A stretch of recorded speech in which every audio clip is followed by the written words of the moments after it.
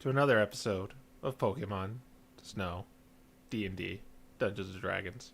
I'm your host, the Gold Crow, and with me I have four of my wonderful friends with me, and one of which is going to regale us with what happened last time on this wonderful show where we throw math rocks. Take it away.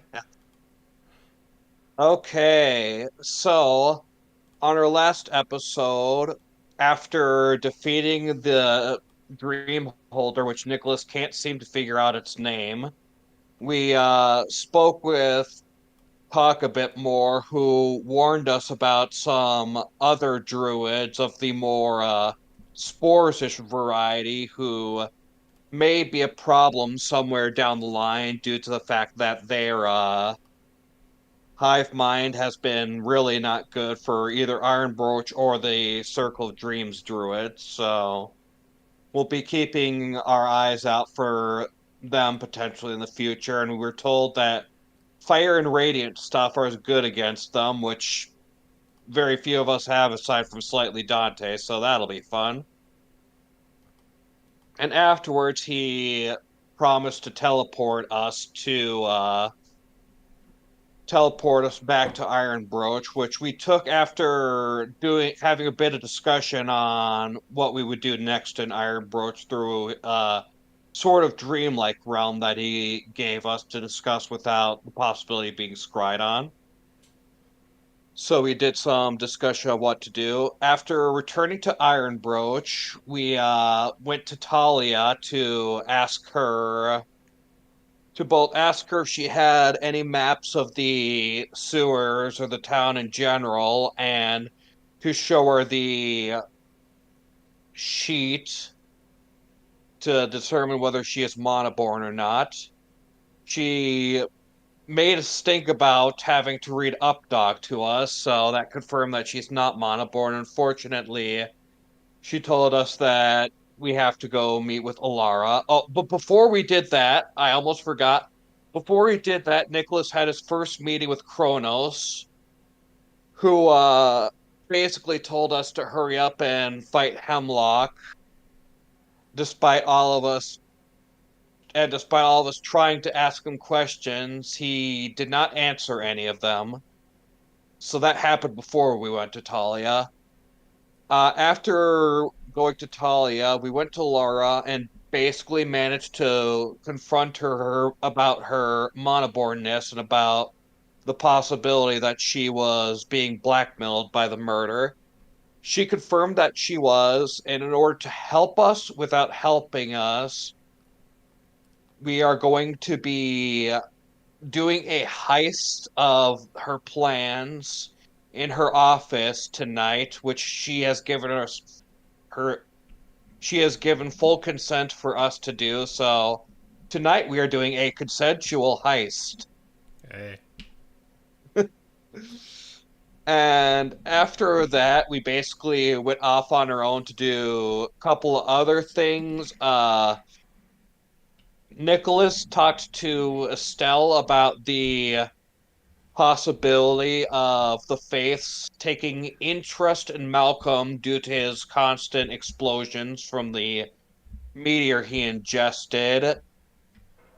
That didn't really go too far aside from the fact that if Nicholas wants to be able to speak to the MDRA and deal with that, he would have to join the MDRA.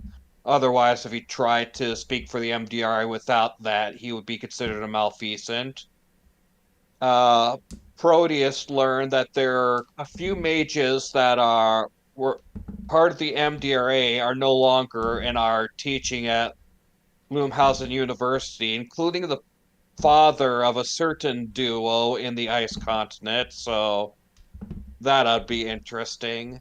And while we were doing that, Malcolm and Dante went to a factory near where the river starts in order to try and get them to clean up their acts. Nothing was accomplished there, but it was a pretty hilarious scene. And that's the long and short of what happened. All right. Take a reroll for the session. All right. All right. And Remind me what you guys were doing. You went back to the inn and you started. You wanted to scribe a scroll, correct? Yeah, so I stapled my Misty Step scroll into my spell book Okay. and became poor. Okay. And I think it only takes an hour. To put it into my spell book, I think it's like 4. Okay. So, yeah, you can just get that off. You now have Misty Step with your newfound wizard powers. Yeah, Um, and during those 4 hours, I want to ask Yeah, Nicholas to make a Grievered costume for me, and we'll just see if this works or not with my new disguise kit. yeah. While doing that, Nicholas will warn you. Oh, I ain't exactly that good at it, but I could certainly try. okay. So to kind of you are so who's proficient in the disguise kit? I am, but since I'm caught up with Ah, scribing right now, that's why I'm like having a multitask. If it doesn't work, then nothing lost. But if it works, something gained. all right. So, just do a performance roll to apply the costume. Okay, well, I'm good at that at least. So, first roll of the session. Well, you need to re-roll immediately. 15. Uh, yeah, that's good enough to apply a decent looking costume. I mean, like you kind of have to investigate him a little thoroughly to see something's off, but you've applied the costume well enough. Okay. Yeah, Nicholas puts on, gives him, applies the Griever costume, takes a step back, and goes, not amazing, but I'd say that went pretty dang well. Well, the idea is to mostly have it me feel more like that than as Zorua, and he'll uh whoop the aggrieved on top of the grievered. Okay. So more or less, it's covering any gaps that may exist, anything that might look a little bit off that he might notice is what he's covering up with this. All right. Do you literally have a candle, or is it just like a flashlight or something?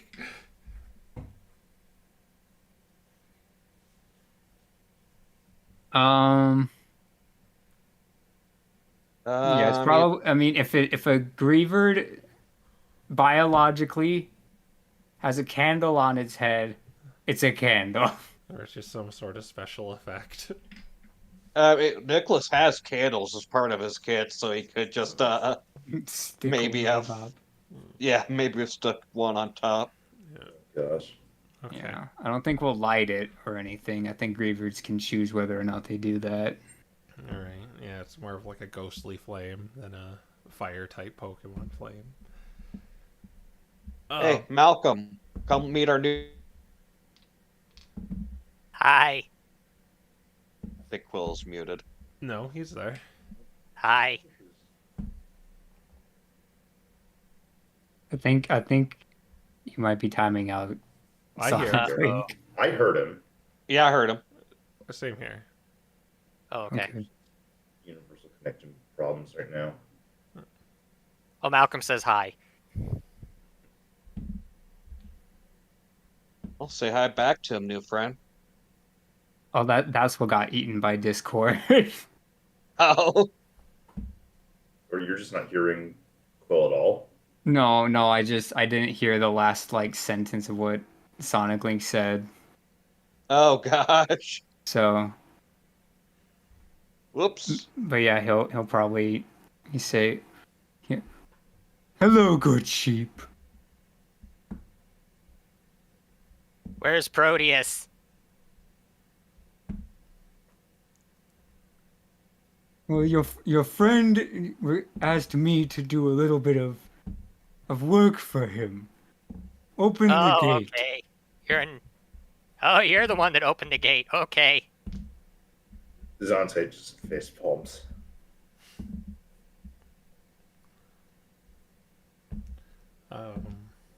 Okay, with your preparations all set up, what are you guys gonna do at what time? Let's see. You're probably gonna want to go bit later, Mhm.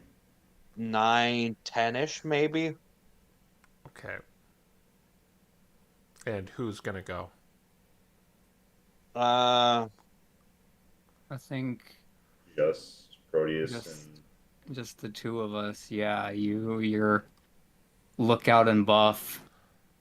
Okay. I'm gonna, at least before you guys actually head off, give you enhanced ability for dexterity. Okay. Okay. By the time you kind of get over to the textile district, you'll have like 15 minutes at most with that.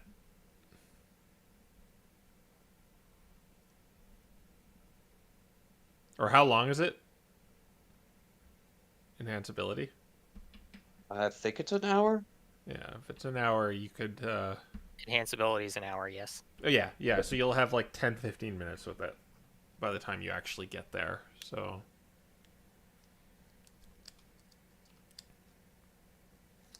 All Okay. right. All right.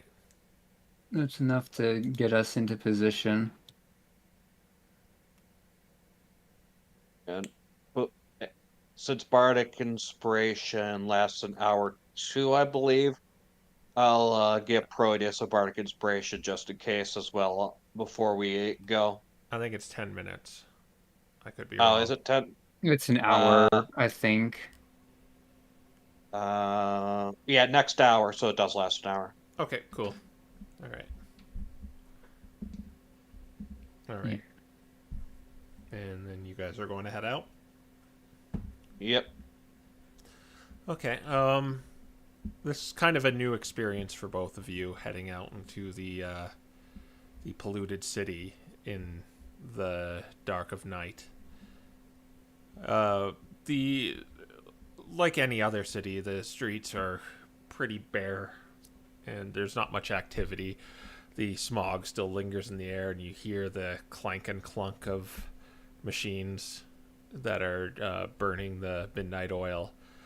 But you kind of get to the after walking for a little bit to the kind of western part of the city. You reach the textile district, and the scent of dyes and incense kind of mingle with the pollution, so it doesn't exactly smell good, but it doesn't smell as terrible as the other ones. You make your way to I assume you're going to make your way to the Windcrest Industries Yeah. or Windcrest Corporation, and Yeah. and yeah, the familiar building you've been to several times is now in front of you.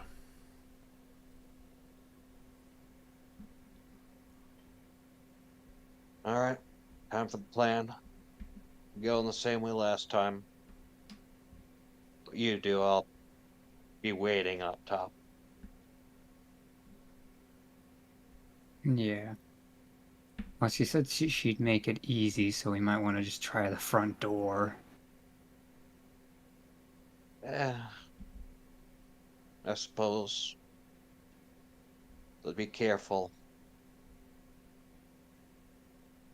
If you remember the layout to the place, it has a front foyer and then kind of stairs wrap around the interior of the building to the top floor where her office is.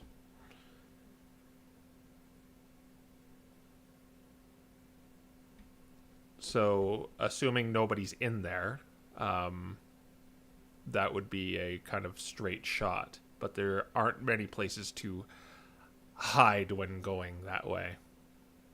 The alternative route, well, the other one that you at the moment is what you know of, is there's that event that you used last time. That kind of required you to climb up a lot. Yeah, well, we're trying to make it look like an amateur did it, so...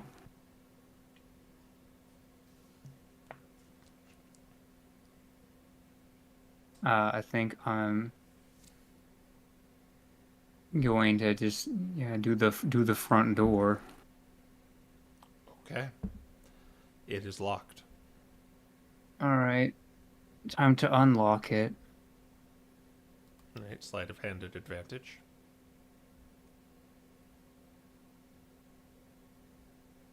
Even you can do this at advantage right now.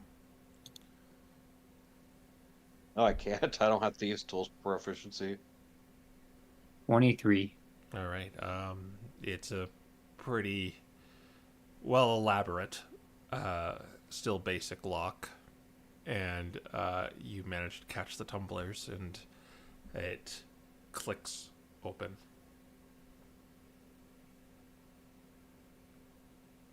All right. And yeah, we're gonna go inside and... If I know something, I'll give you a loud bang. Okay. Good luck. You can use message too if you're close enough. You have to see him for a assuming. message. That's I thought you assuming just I had to see. know someone was there. I might be wrong. Let me look real quick. You can cast the spell through solid objects if you are familiar with the target and Yeah. know it is beyond the barrier. Oh, Okay. As long as it's not 1 foot of stone, 1 inch of common metal, thin sheet of lead, or 3 feet of wood. Well, it is a building. yeah. I was So the just about to question say, is, how many feet of wood is between us with how many floors? Because one floor is probably at least a foot. The wall is probably another foot. Well, if he's on the bottom and you're all the way on the top, then yeah, there would be lots of wood from Yeah. each floor in the way. And the wall. yeah. If I'm on the when I reach the second floor, it might be possible. But yeah, I guess we'll just have to play it by ear as to when it may or may not be plausible to use. Yeah. And inside, the foyer is large. The glass door kind of is behind you, so you can still see inside right now. But there are stairs on the right, next to a desk where you saw the secretary sitting.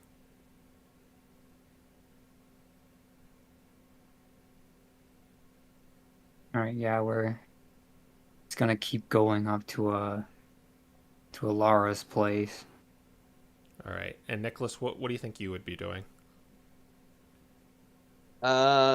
Nicholas is going to first off, he's going to make sure the door is closed. Yeah, it's And a glass after that- door, so you can still see him. Okay.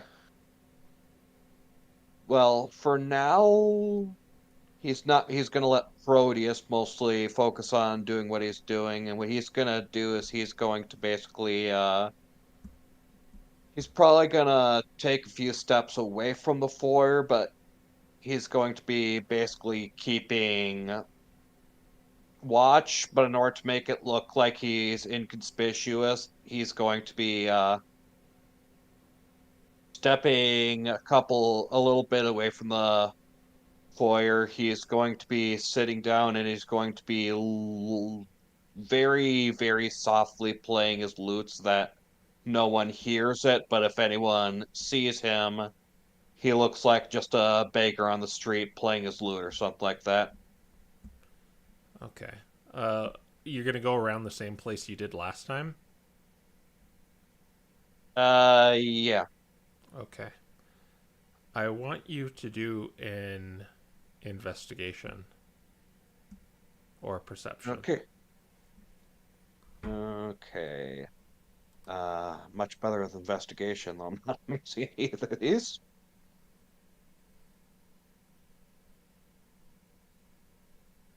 $13. Okay.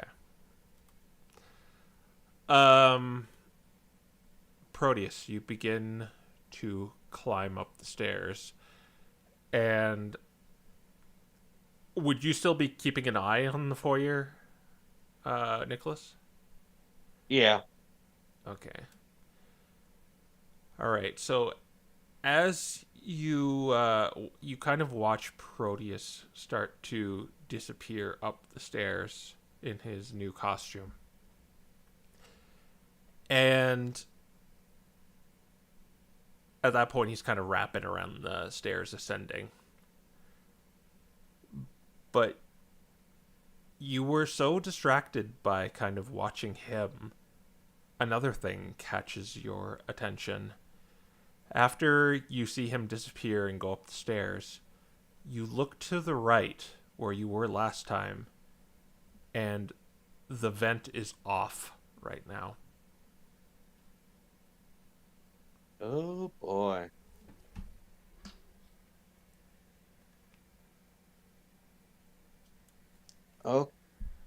Okay. Vent is off. When you guys put it back on. Yeah.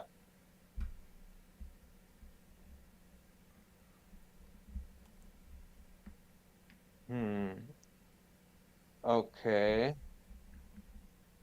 Uh, let's see, I think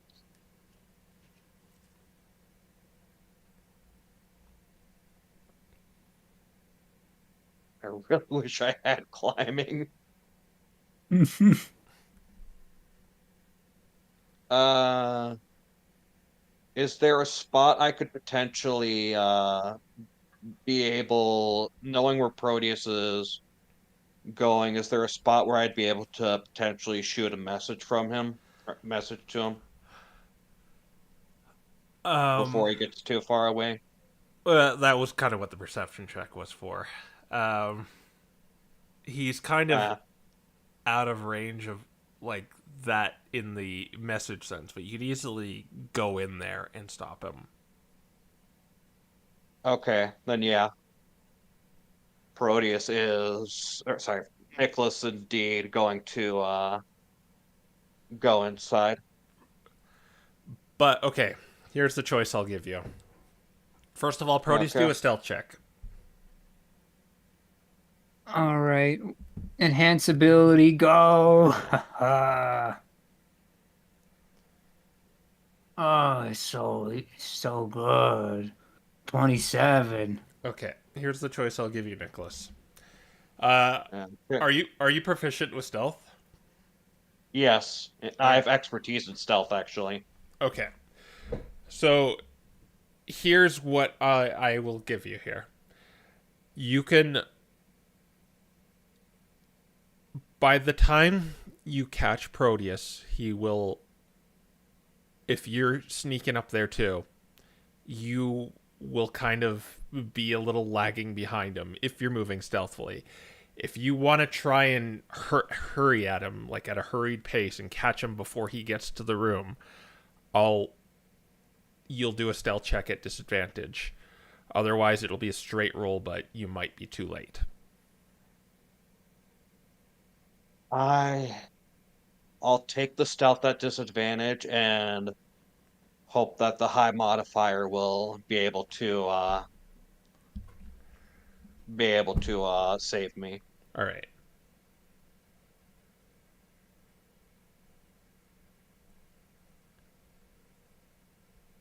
Might be using the reroll early, guys, but we'll see. Yeah, our reroll is still a complete reroll, right? It doesn't use the 2024 reroll mechanics. It's straight reroll, so you reroll at disadvantage. Okay. Or Yeah. oh yeah, 21. Yeah, I will say you catch him like halfway there. Okay. So yeah, Nicholas manages to hurriedly sneak up to Proteus and he says, Proteus. Or no, he's gonna message. Yeah. he's gonna message Proteus and say, "We got trouble. The vent's open."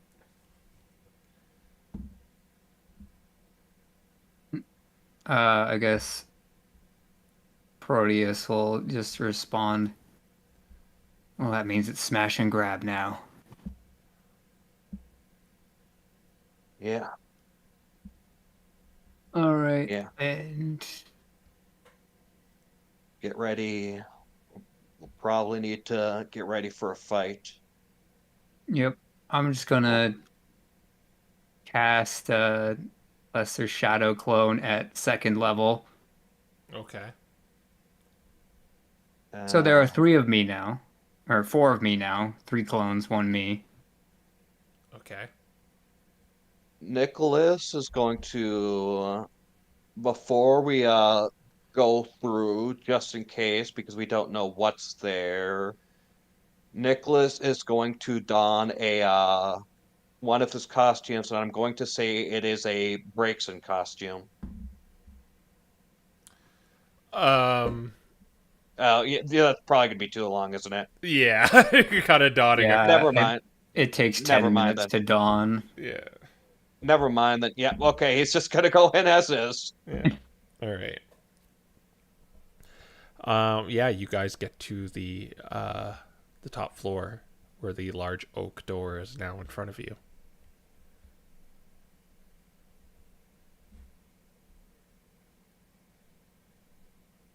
All right. I'm gonna Nicholas. have the clone open the door unless Nicholas has something to say or do before this. Nicholas is gonna message Proteus and say, first we should test the door to see if it's locked.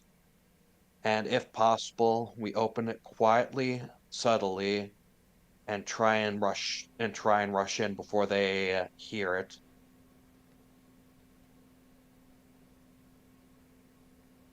All right. Well, with that strategy in mind, I guess I'll open it quietly and subtly because I don't think lesser shadow clones benefit from expertise. All right. So what I'll do here is you want to open it and open it quietly. Right? Yeah. Okay. So I'll make you do 2 rolls. I'll make you have disadvantage on either one, your choice. But you get advantage on one. Because you're kind of mixing 2 skills right now. I'll let you have a +2 to it because of the enhanceability. That sounds fair. But yeah. Okay. Yeah. I was gonna say, well, the choice is obvious, but if it's only a +2, so yeah. I mean, what are the 2 skills? Like sleight of hand and stealth. You're probably gonna nail I it will anyway. take the disadvantage on the stealth and the advantage on the sleight of hand. All right. Or stealth be Which is plus- first? Your choice. Okay. I guess it's sleight of hand first, because I guess I have to open the door first. Yeah.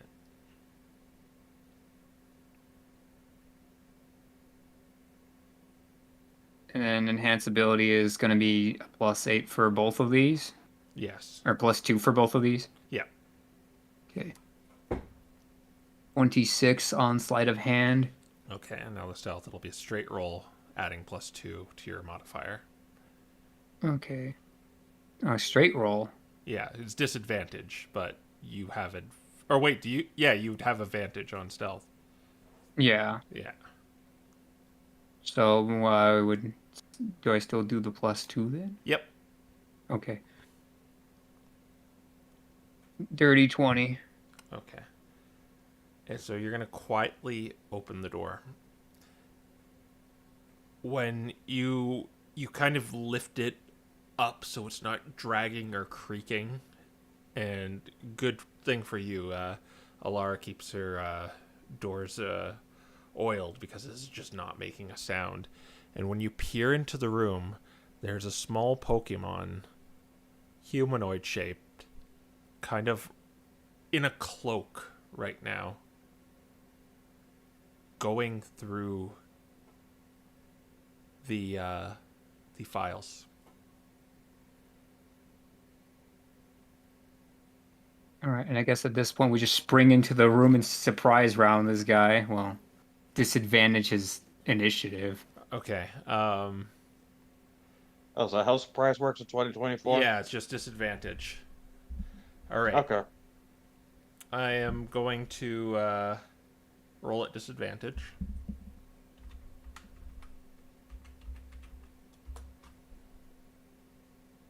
Getting an 8. Or no, this will be a 7.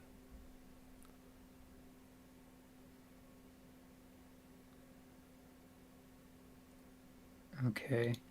Do we roll initiative as Yes. well now? Yeah. Okay.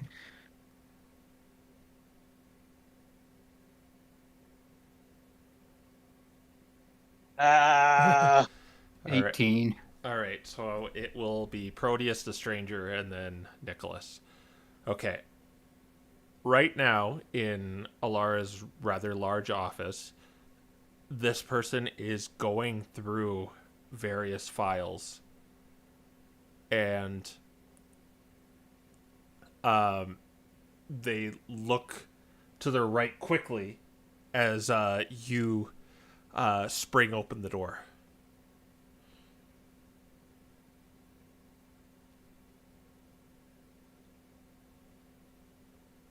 What do you do, Proteus? I'm probably just going to say, this is my job, so get out. And he's just gonna rush him down. I think I'm just gonna more or less try to, actually, you know what? I'm just gonna cast sleep on him. Why not? Okay.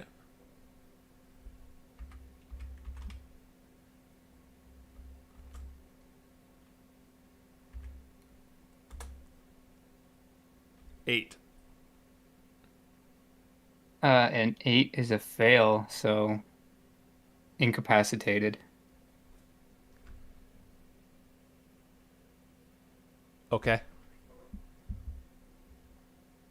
And with my bonus action, I'm gonna tell my clones to get the stuff. Okay. So I don't think that they're going to be as graceful as I would be, but you know, we're going to make it messy anyway. So I'm probably just going to shred some files up until we get what we want. All right. You are making quite a bit of noise now, so I need actually we'll do that at the end of the round. All right. Sure. Okay. You are going to go and look in the area where she told you where it would be. And are you staying by the door, or this person is getting drowsy? Yeah. I mean, how big is the room? It's about it's kind of a 20 by 20 room. Large desk in the middle, or not in the middle, kind of at the edge where there's a large window. The vent up in the ceiling, 15 feet up. I'm probably the guy's next to the desk, and all of my puppers are next to him, right? Yeah. Presumably. Then I'll probably be next to him because at least then, if he wants to run away, he's gonna get the crap beaten out of him. Okay. This person cannot do much being incapacitated. So, when does the next check happen? The end of its next turn. All right, it's its turn right now. So I think, yeah, that once its turn ends, it makes the check, I believe. Okay, and stumbling, kind of almost drunkly, it goes over towards the underneath the vent, and it's going to try to make the check again. Okay, did he leave my range doing that? Yes. Okay. I'm just gonna try to grapple him like Snake. All right. So it's going to make a... It's definitely going to do a dex saving throw. Or, yeah, it's going to make a dex contested by your... I believe it has to be strength. I think so. Yeah.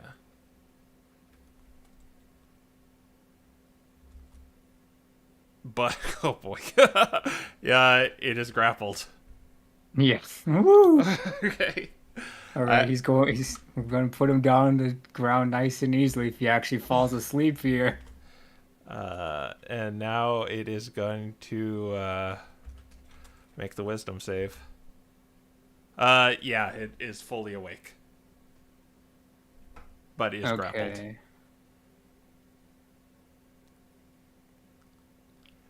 Nicholas, it is now your turn. You see Proteus's doubles going through Alara's. And how are they going to go through it? Are they going to go through it carefully, or are they just kind of haphazardly ripping? They're going to make this guy look like the guiltiest man that there ever was. Okay. Yeah. Okay, and then Nicholas, what are you going to do?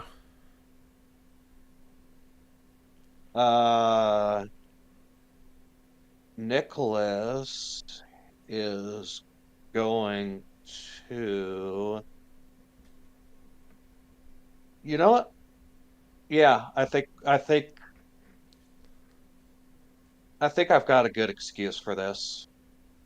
So yeah, I think Nicholas is not going to worry too much about if he gets quote unquote caught, because he's got, or at least he figures he's got a way of talking himself out of this. So Nicholas is going to run straight up to the stranger and true stride and try and shank him. All right. Make an attack roll. Alrighty.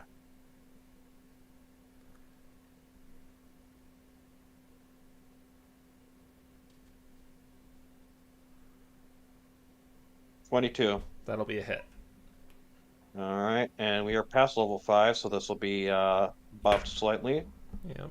Damage and a d6.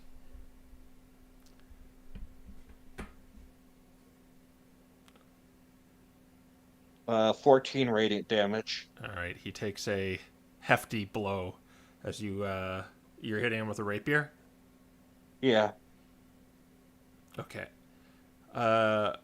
Yeah, he takes that, and you hear a grunt as this cloaked person is shanked, so for lack of better words. Yeah. Do you do anything else? No, I don't have any bonus actions, and I'm not gonna move away. All right. Roll a d6 for me, both of you. Alright.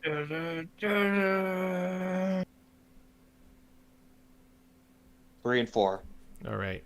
Proteus, it's your turn. All right. How does this guy look? He looks hurt, but not like critical.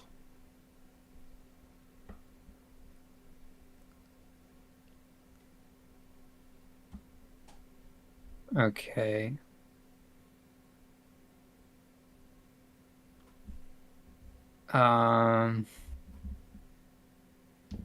Yeah, I guess. Well, yeah, he has to spend his action to break free from me, which means he wouldn't be able to disengage, presumably. Yeah, unless he's special. So, yeah, we're just gonna. Nicholas is next to you for the sake of sneak attack. Yeah, we're just gonna true strike him ourselves. All right, make an attack roll. The clones are doing the work on the table. Hopefully, they actually find the thing.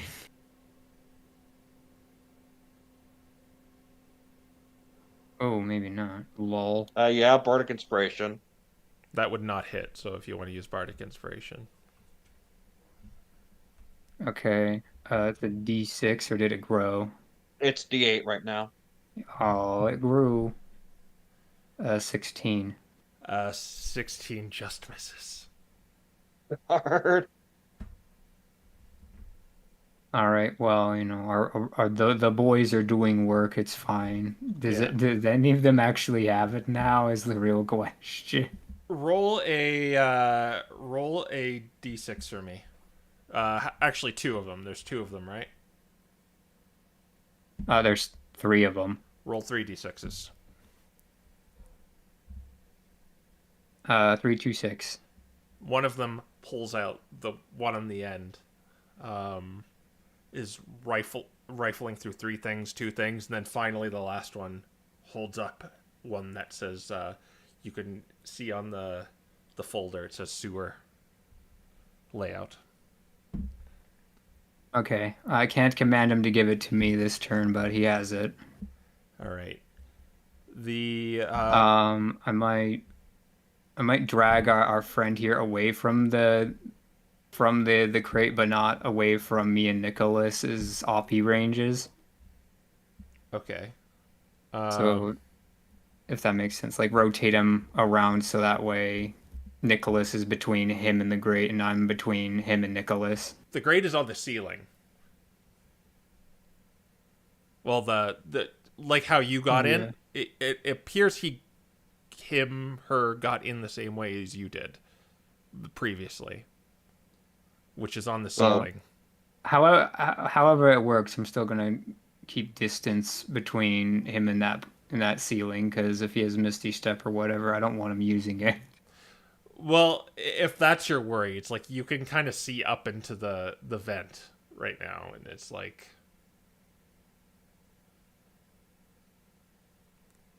there's kind of you've already used your action, right? Yeah. Yeah. Yeah. And like there's kind of no way to really make it so he can't get up there if he has Misty Step. All right. Well, there's good news well, yeah, I can't stop it. Well, we'll find out, I guess. Yeah. 'Cause, I mean, could I turn him around? Is that well, no, he could just turn his head back realistically. So yeah, we'll just pass. Yeah, he just has to see it. And then it will go to this person's turn. And you are very psychic because what she does is look up to the vent, and your grip just goes in on itself as you hear them hastily going through the vent now.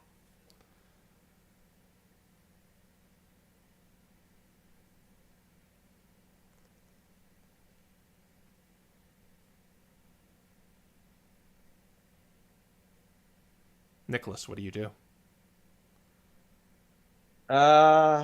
It's a Hail Mary. I doubt it'll manage to KO, but Nicholas The is ceiling is 15 feet up, where the grate is. It's still opened. It's still ajar. It's just kind of hanging down from the ceiling. can I see him, or has he managed to fully ceiling? He poofed up there, and then he started moving down, so you can't see him right now unless you go into the vent, presumably. But you do remember there is a drop that's going to hurt if you were to drop down there. Right. Let's see. I think. Oh, that's interesting. Could I use? Let me ask you. I've got a different option, but let me ask you this: could I use Thorn Whip to bring Nicholas up to the grate? I will let you do an acrobatics check. You will use your action for the spell. You need Obviously, yeah. This is a little tricksy, so it's going to be a 15 to get up there. Okay. All right.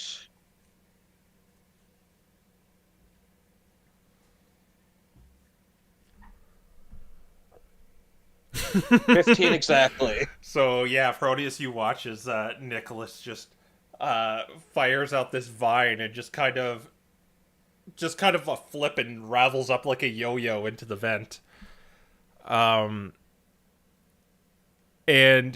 you still have your movement, but you are prone now. And it appears like he got a little farther than... Even though this person is prone too, he got a little farther. His movements kind of remind you of Proteus's. Okay. But you still have your movement. You probably can't catch up to him, but you can be within 30 feet of him.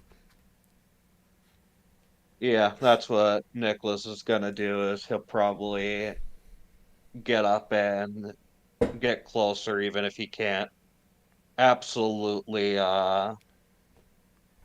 get there. He may as well get up and get closer. All right. Both of you roll a d6. The cops will get him. Yes. Okay. 2. All right. Dante and Malcolm, what do you think you're doing right now? Malcolm's probably... Well, we're still at the inn, right? Yep. Malcolm's probably, like, sleeping.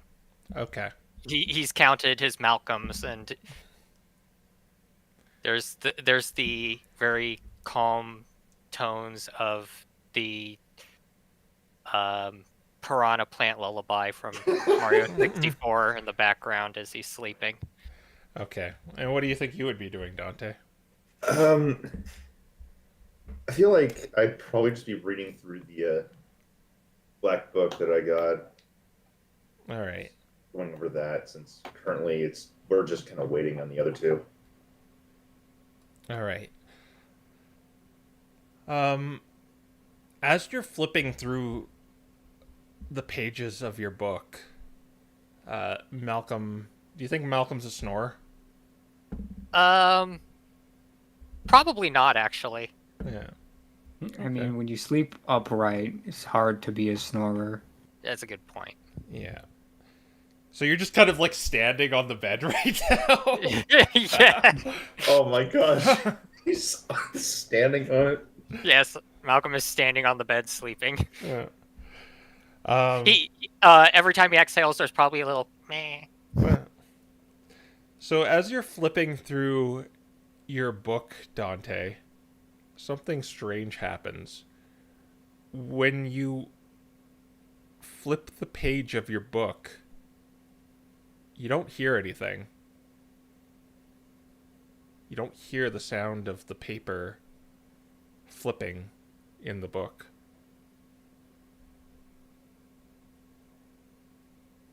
Huh. Just to make sure he's not crazy, he flips back and flips again. Yeah, it's just... You don't hear anything. It's just kind of that almost just high-pitched squeal right now. That very slight squealing sound. Gosh. The sound of silence. That is when you see the window break in your room, but it does not make a sound as you see the glass shards fall to the ground. And three black feathered figures appear in your room, Okay, wearing masks. Oh no.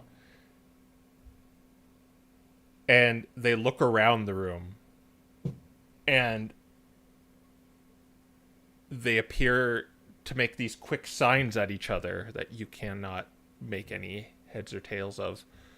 But then they immediately attack you. That is when Malcolm immediately awakens because of Meh. the stupid doll. Oh, he does have the doll. Yeah. Yes, he has the doll. I was worried about trying to wake him up. So yeah, roll for initiative for me. Oh my gosh. Right, he can't be surprised.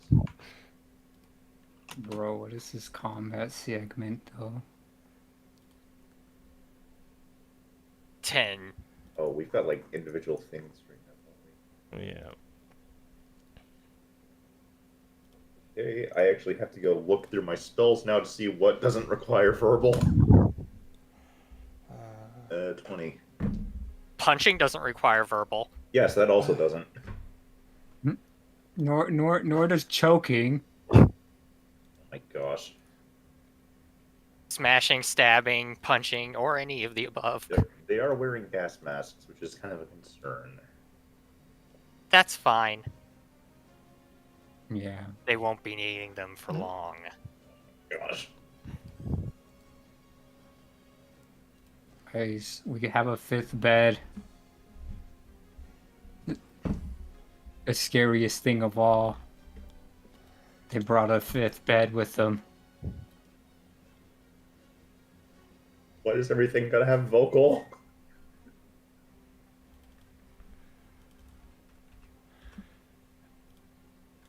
And your old friend Hal's the Eagle Claws.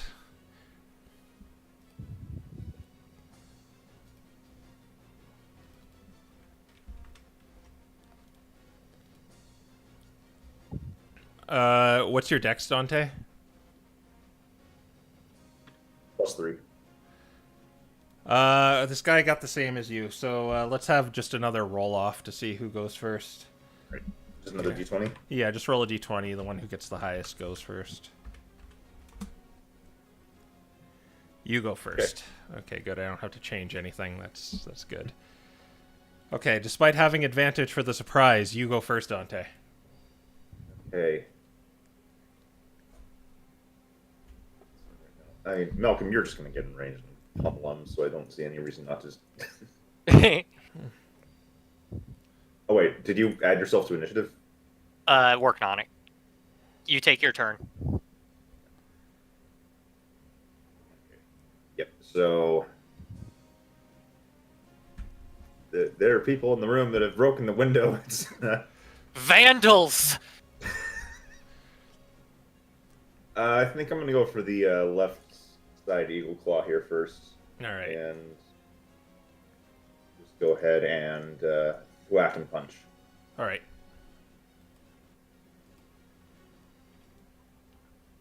Or +6 is now. 18. 18 will hit him.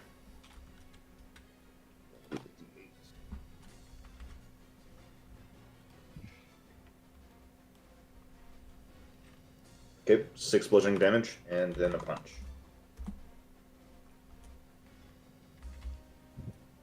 That's definitely not hitting. That's a 9. Yeah, so you manage to get him, and he dodges in similar ways that you do, as he kind of jumps over your maybe like a trip attack you're going for. He just kind of hops over it like a crow would, kind of. Yeah. All right. Okay. All right. Is that your turn? Yep, that's everything. All right. The other Eagle Claw. is It gonna probably run. doesn't matter, but audience does not have the map. Oh, okay. Just a sec.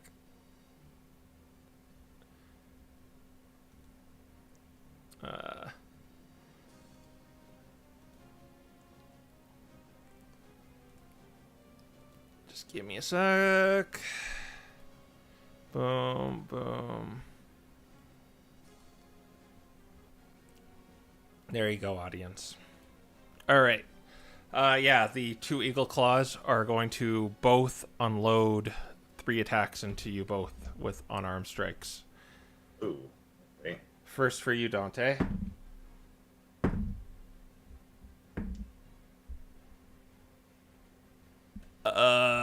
That is going to be a 19 for one, 9 for another, and 13 for the last.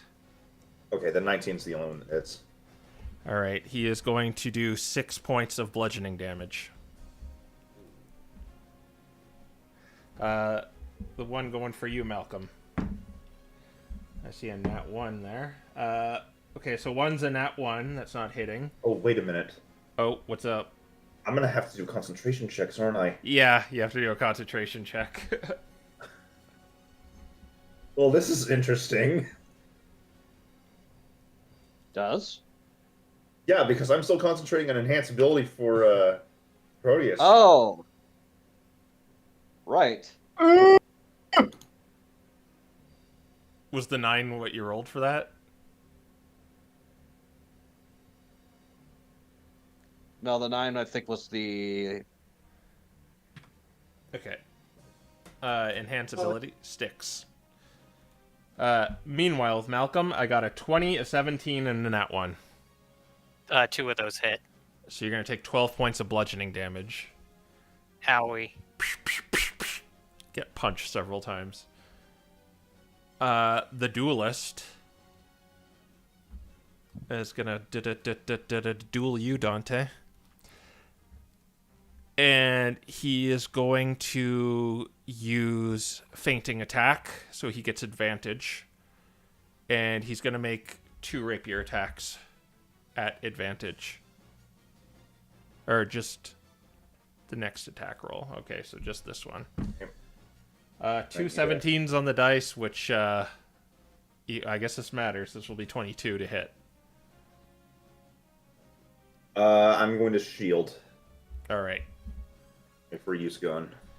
All right, so it plinks off, but he's going to make another rapier attack. Only a 16. That's not going to hit then. And then he is going to move away from you.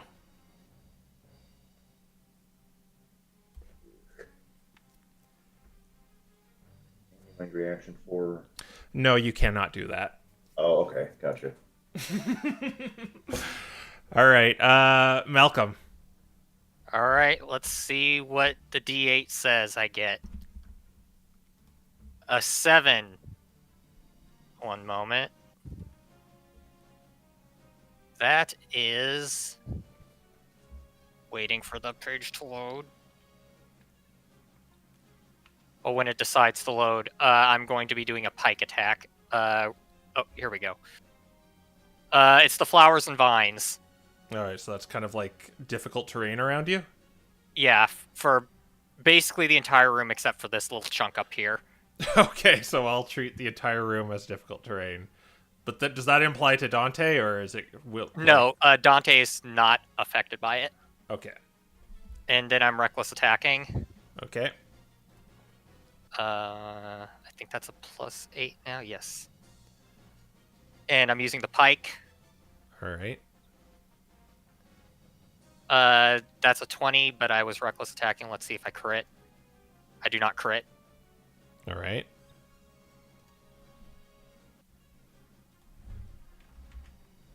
Calculating.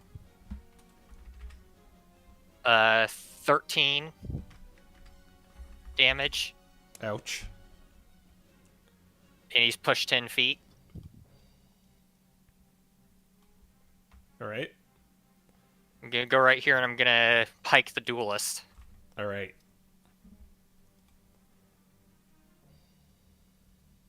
Oh, What'd you do? that's only 12. That misses. So he definitely just kind of twirls around your pike. All right. I'm going to go right there to get maximum speed reduction on him. Okay. Just remind me if I start moving him that he is slowed. Yep. Dante. Okay. I think best thing to do right now is probably just keep hitting the guy next to me. Okay. Go one at a time. There's the quarterstaff, which is going to be a dirty 20. All right, that'll hit him.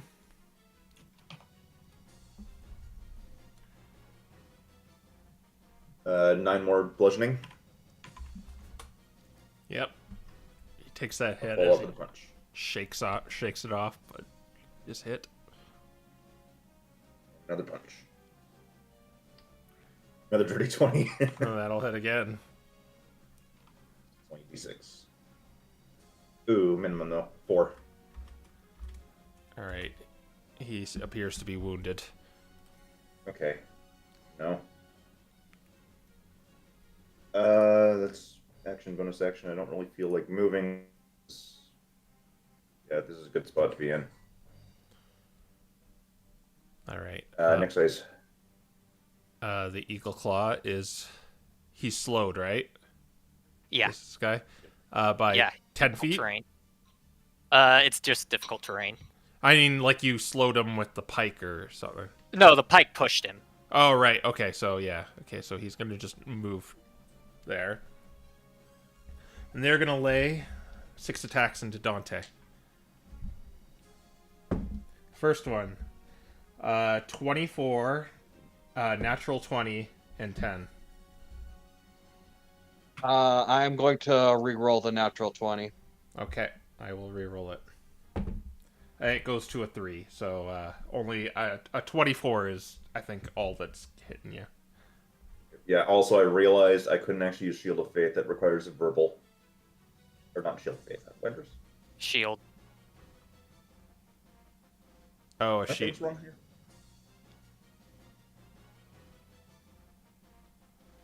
Oh, that's a problem. That links to the wrong thing. I can check what shield is right now.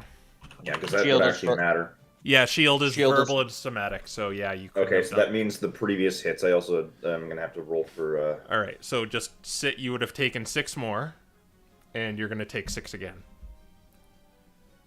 Okay. So 2 concentration checks. So... Oof. I'm below half.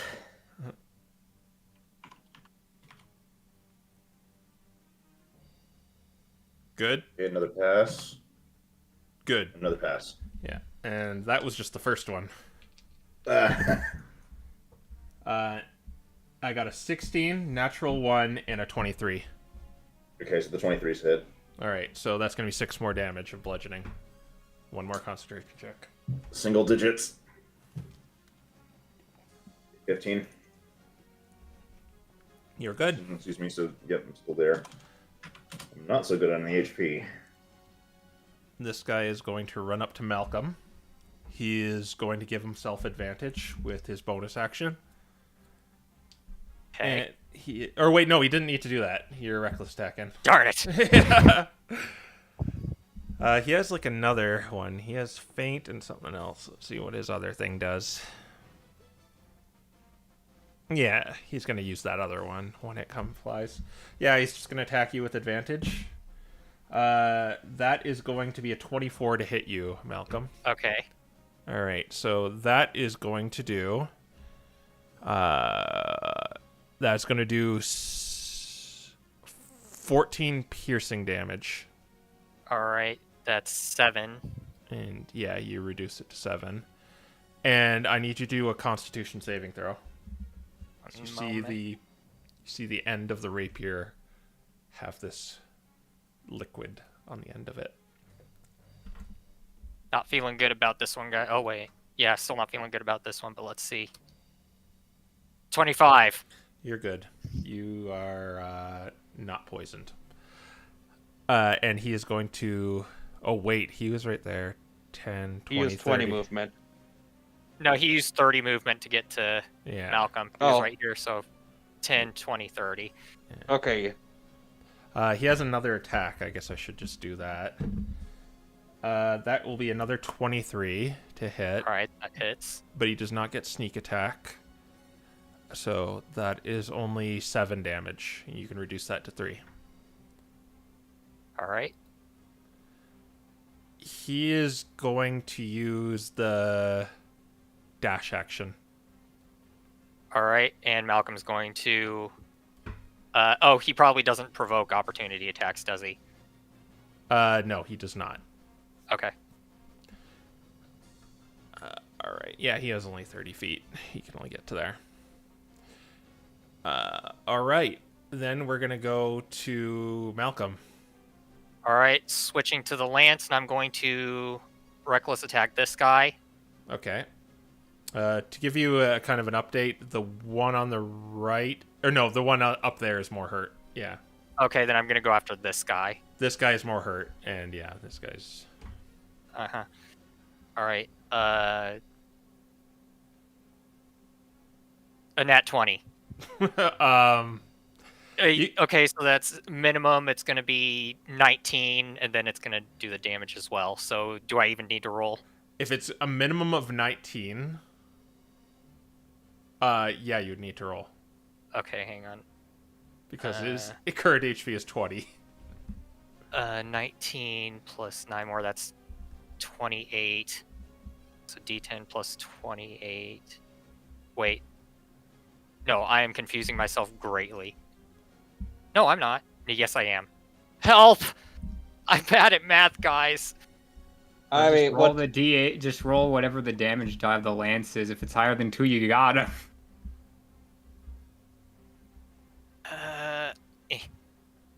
23. 23 knocks him down. All right, and then I get another attack on the guy that's north of Dante. All right. Do you have any special barbarian I crit things? I don't think so. No. Okay. Brutal criticals like level 9.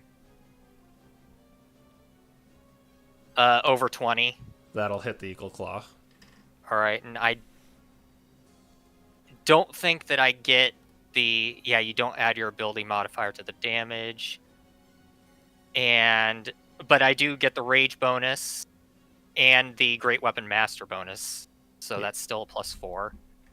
Oh, this is your second attack, isn't it? Yep. No, this is my cleave attack. Oh, okay. Let me make sure that doesn't use a bonus action. Sorry, first time using cleave, everyone. Yeah, it's all right. Doesn't say it uses a bonus or anything. I think you just do it if you crit. Yeah. I think you just do it. 7 slashing damage. All right, he is bloodied. All right.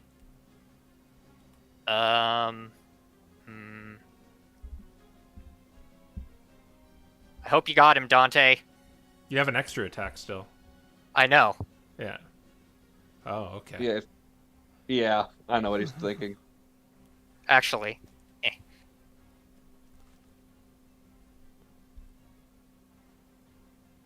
Nat 20.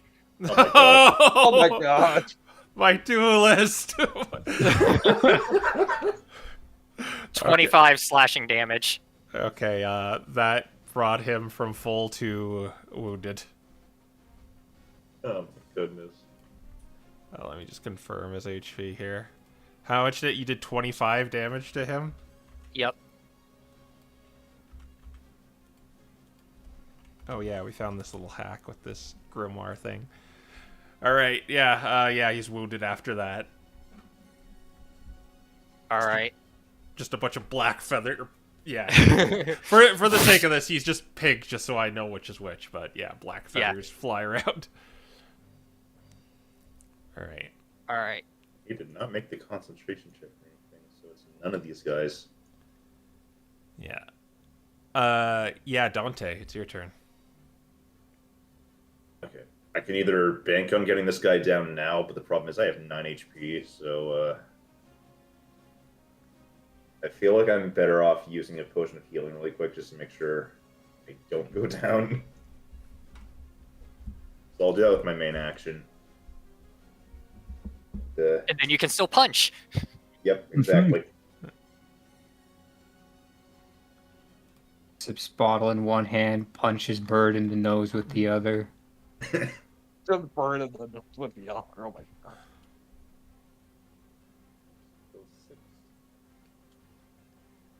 Oh, you gotta be kidding me. Only an 8. Ugh. All right. Yeah, you missed the bird. Dang it. All right. Yeah, I guess I'm just gonna Stay here. The Eagle Claw will now lay 3 attacks into you once again. Punch, punch, punch.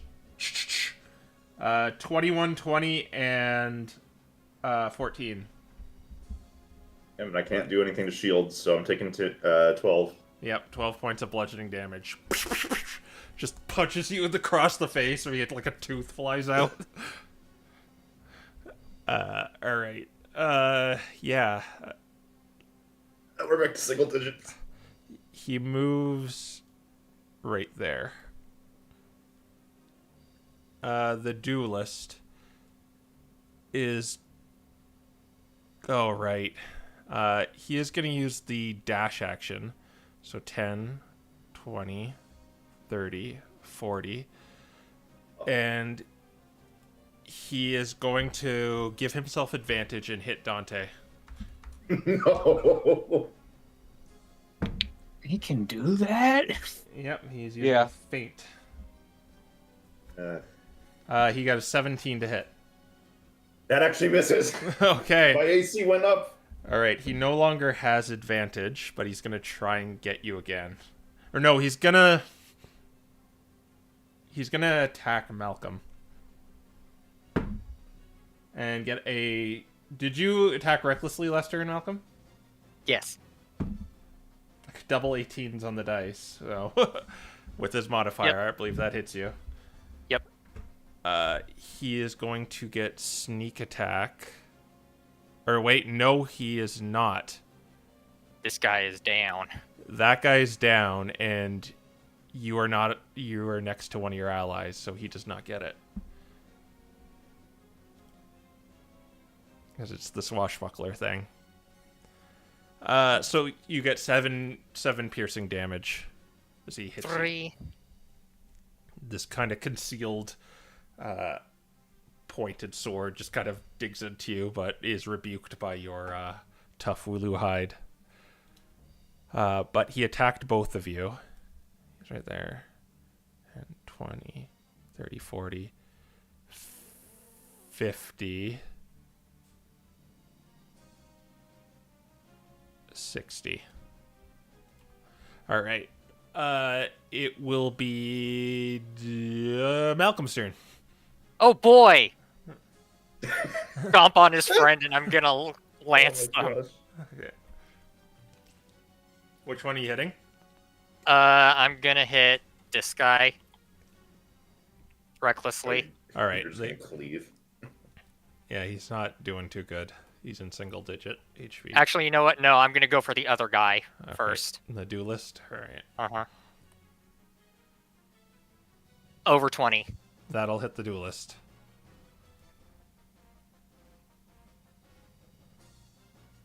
Uh, 11 slashing damage. Doing the cleave on the other guy. Do you just get cleave, or do you gotta... Okay. I just get it. Let's see, that's 20. 20 hits the Eagle Claw.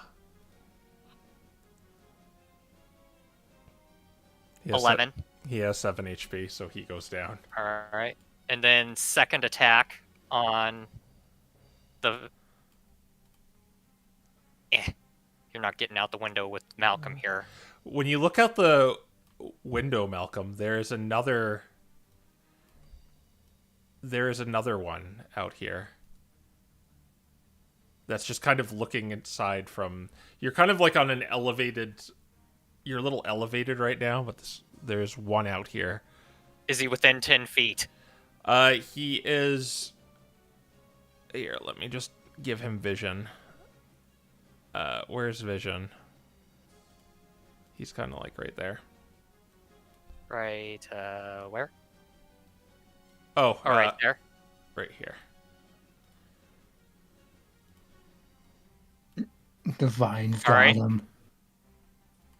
And I can't do anything about him right... Well, I could, but I don't want to get stabbed by this guy with an oppie. So let's see what the lance does to this guy. That is... 17. Isn't it 18? No, it's 17. You hit him.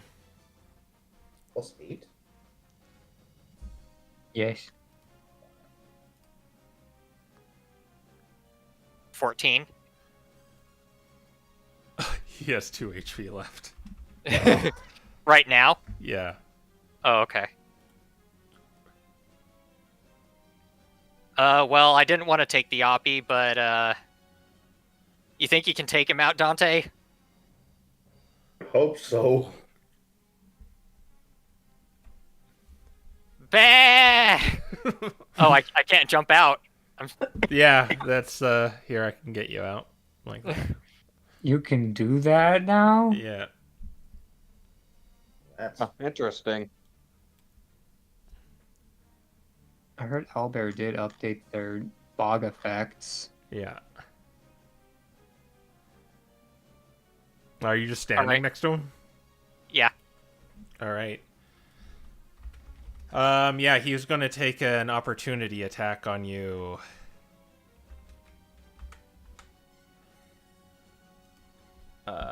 Malcolm. And he gets advantage. Because you reckless attacked? Yep. He is going to get 24. Alright, that hits.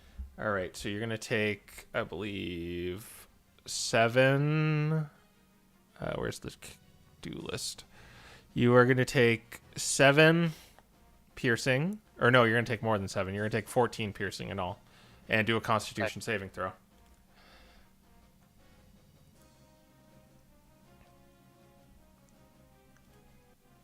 20. You're good. All right. I forgot to roll initiative for the Doom Croaker. He only got 2, so yeah, he'd be going last anyway. All right.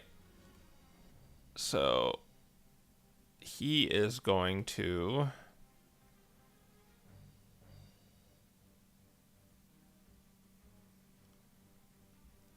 I'm going to need you to do a dexterity saving throw, Malcolm.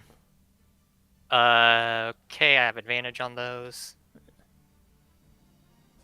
18. Yeah, he tried to blind you in a flurry of black feathers. This was not a spell, so he's still keeping up the silence. He does not want to take an opportunity attack from you, but he does not want to take the full brunt of your My woolly wrath. So I think he's just gonna try and run because that little ploy failed. And Alright, 20. I'm gonna take an Oppie. All right. Does the lance And have remember, reach? he is slowed down because of difficult terrain. Yeah. Let's see, 2d20. 20. That hits him.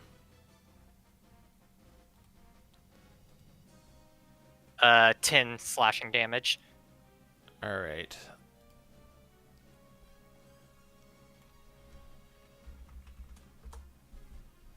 All right, and he did 10, 20, 30. All right. Back to the top of the round with Dante. okay. Guess we get a little bit nervous. Just don't miss. Exactly. Yeah, I think it's just fair to put 2 attacks into him. All right. Oh, wait, he has to do a concentration for silence. Not that it... Maybe it matters? Do we get to hear? Oh, yeah, he's... Ah, Yeah, well, he won't be casting silence for too much longer. no.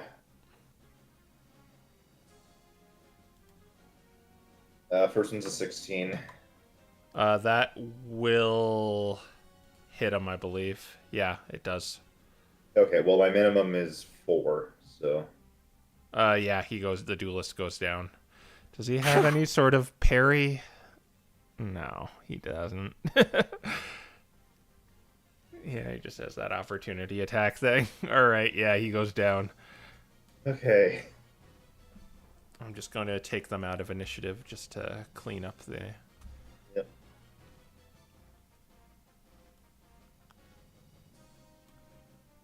Left. All right. Malcolm.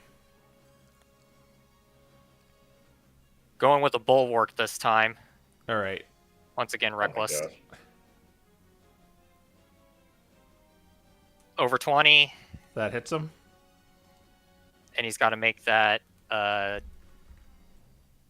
can't remember if it's a strength save or a constitution save. I think it's constitution, but it's with my strength modifier for the save. Yeah. Okay. Which one is it? I've got the Topple. weapon masteries up. It's con. Topple.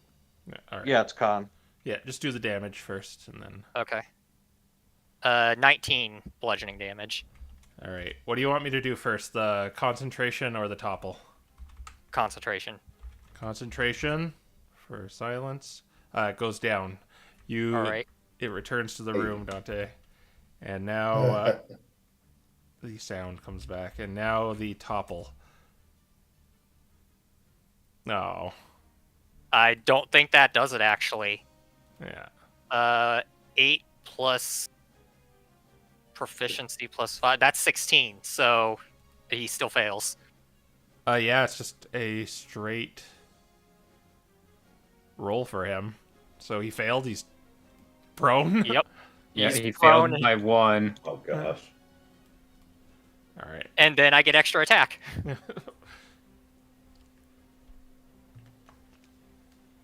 20 again. Mm-hmm. Left Now I'm of the not sheet. doing 1d10 anymore. We're doing this. 19 more bludgeoning damage. He is wounded. Dante looks out the window and sees Malcolm savagely beating on this guy on the ground. Insert that meme here. JoJo memes. Okay, that's Malcolm's turn. All right. He is going to use half his movement to get up. So he has 15 left.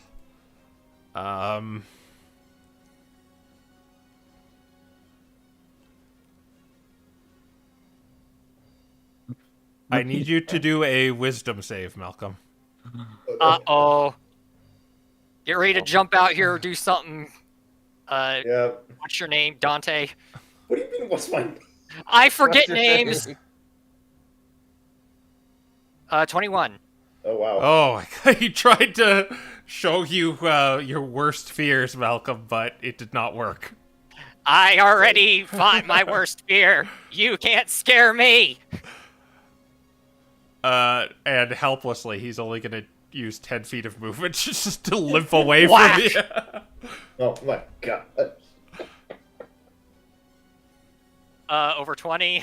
That hits again. 15 bludgeoning damage. All right, and I believe he has to make the topple again, right? Yep. Turning his head out the window to see Malcolm. And he falls prone. Would he even get there if he falled prone before leaving the tile? Yeah, Nope. he would just be Still there. be there. I don't know what the rules are, like getting up when half of your, is it like half your movement, as in like it takes 15 feet, or half of the movement you have remaining? It's half of the movement you have total.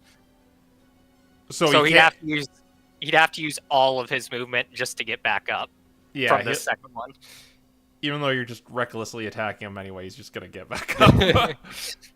Okay, so he cannot move. Yeah, so he does not get out of your range. All right, so then we go to Dante. Oh my goodness. Well, let's hope I can knock him out before Malcolm outright butchers him. This poor bird.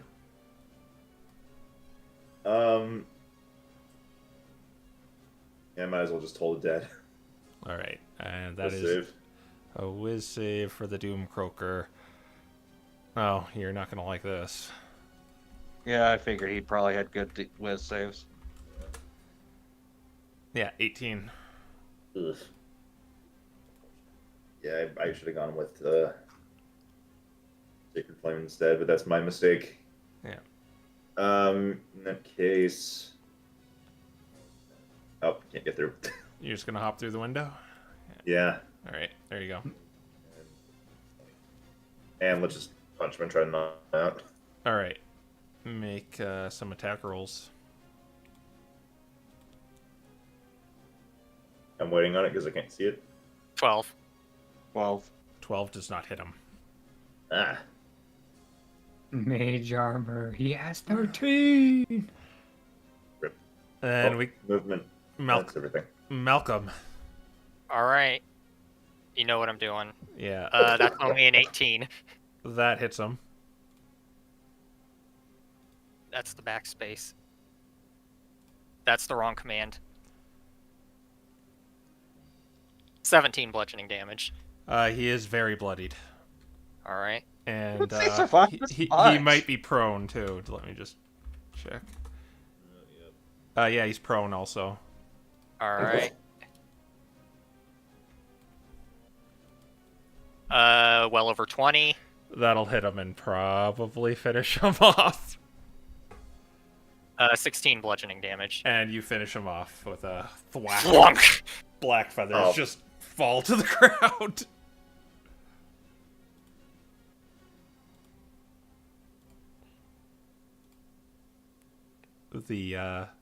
It goes silent once again, but not as silent as it was in that room. Ah! Grabs him and starts dragging him back over to the window. Oh, goodness. Throws him through the window unceremoniously. That's a lot more initiative than I was giving Malcolm. So yeah, you've got 4 bodies in your room now. We take their masks. All right. The guy in the mage one did not have a mask. Okay. Yeah, so there's Okay. 3 of them. Meanwhile,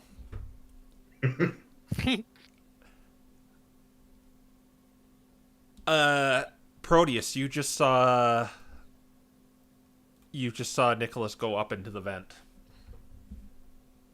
You have Yeah. the sewer plans. I'm gonna swipe them from my clone. Something expensive looking from the desk. Okay. There's like a little statue. This little crystal statue. And then I'm going to let's see, where is the end point of the vent in relation to where I am? You were right under it because the cloaked person went right under it. I guess I should say where's the start of it then? The roof? The vent, I thought the vent like came up on the ground and went up into the roof. It's down outside and kind of near the side of the building. Okay. Then I'm going to use my bonus action to go ghost mode and phase through the wall, saying goodbye to my boys. And You would fall quite a bit. I'm like, how much is a bit? How high up are we? You're about 50 feet up.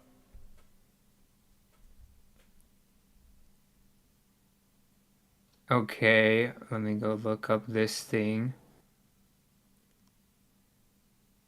Yes, I took the sewer schematics. That was the first thing I said. Okay, I was busy reveling in the smashing that the Wooloo just did.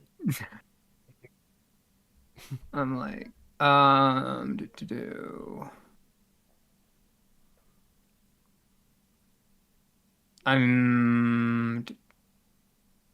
Yeah, it's weird. It says I can move through things, but I guess I don't get a flying speed, so I just fall? You don't fly, you just go through walls with that thing.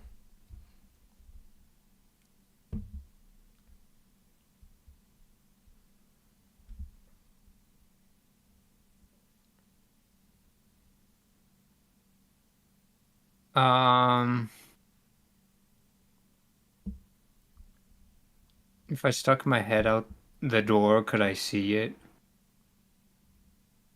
The door? Yeah, or if I stuck my head through the wall, while being incorporeal, could I see the exit of the vent? You know exactly where it is, and I mean, it would be pretty hard to kind of see it, but you know where it is, right?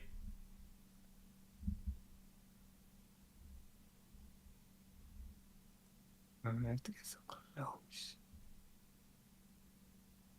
So if I'm 90 feet up, I 50. suppose. All right, 50 feet up. I mean, uh, this is where I wish I had Misty Step, but unfortunately, putting it in your book does not mean you have it prepared.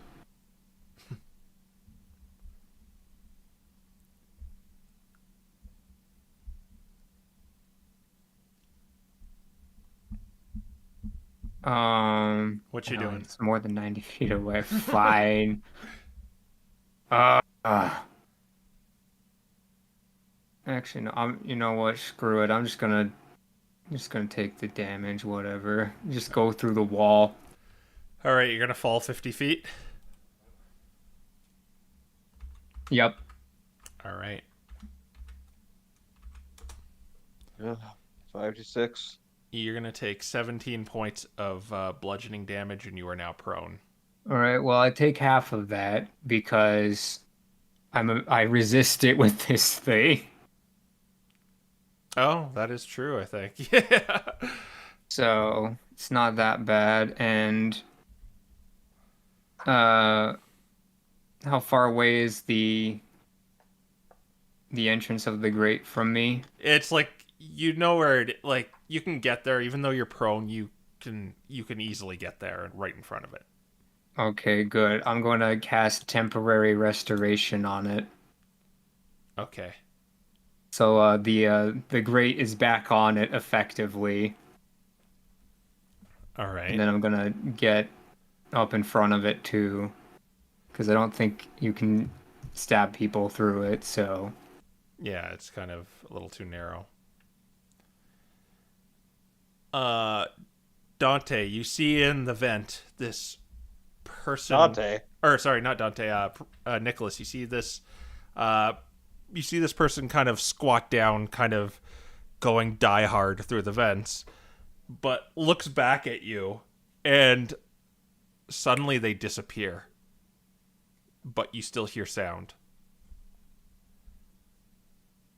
And they're going towards the sound is going towards the drop point. And you hear this kind of straight this screeching noise of metal being almost cut at that drop off point. Okay.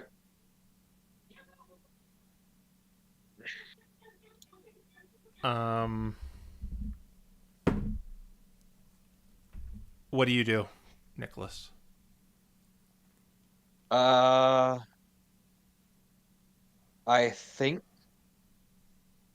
the only thing he really can do is use fairy fire at the drop-off point in order to hopefully prevent it from being visible and reveal it. All right. What's the radius of fairy fire? It is a 20-foot cube, and it's 60 foot away. And you're doing it at the where it drops off, right? Yeah. Nothing happens. Darn. you missed. I did where the sound was coming from, so that was You basically. it's going down. The sound is going down the drop off. I thought I was using it at where the sound was. Sorry. Okay, I'll give you a mulligan there. I'll let you keep the fairy fire, but yeah, you heard kind of the sound of metal being almost cut as it kind of went down the drop off. Okay. Let me think. In that case, let me look over my stuff. I'm gonna have to do a lot of do I have to see for this? Oh wait, I just realized something. Let me look at something real quick. I think I've got a very easy solution to this.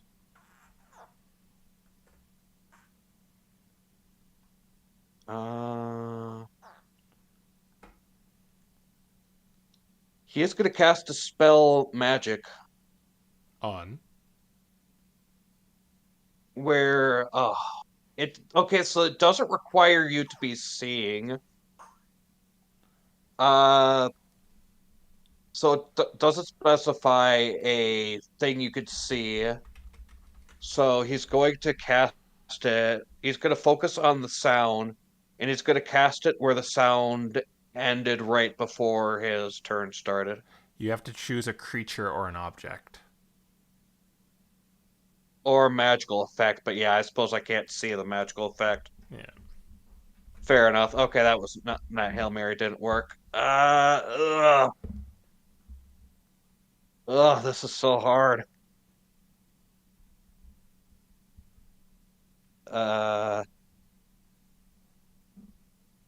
Gosh darn invisibility.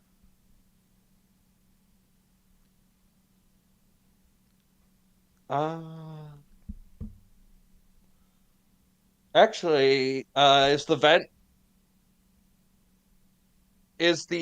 vent can he see into the vent actually? You're in the vent right now. Like you have to like go to the drop off to like, look down it, which is quite a long drop. Okay, he's going to go to the drop off. He's going to look down it. And are there any marks or anything like that? Because he's been hearing all this metal scraping. Yes, on kind of the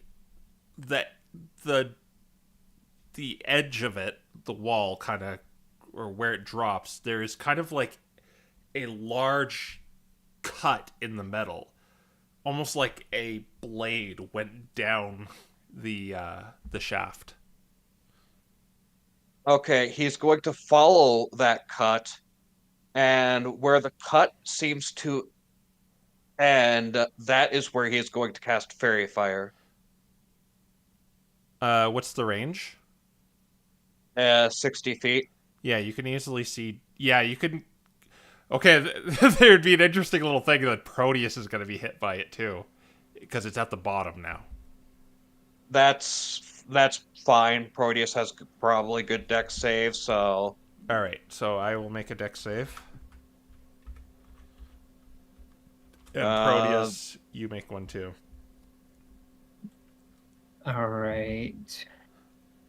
My spell save is it 15? 8, 9, 11, 12, 13. Should be 15. Yeah, it is 15. I only got a So 12. Okay. So you see at the bottom, you see the figure light up in a supernatural light. Okay, and Proteus passes, so Proteus does not get affected by this. Yeah. And this figure looks up and looks over at the vent and seems to be continuing towards it. Okay. Let's see. Nicholas is not going to be falling down this vent because that's going to hurt and he needs to concentrate. So he's going to take a couple steps back and that will be his, so that he doesn't get attacked by this thing and that'll be his turn. All right.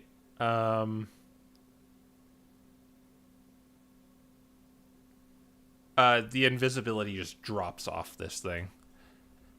And Proteus, I need you to do a wisdom save. Or no, it's Proteus's turn, I believe.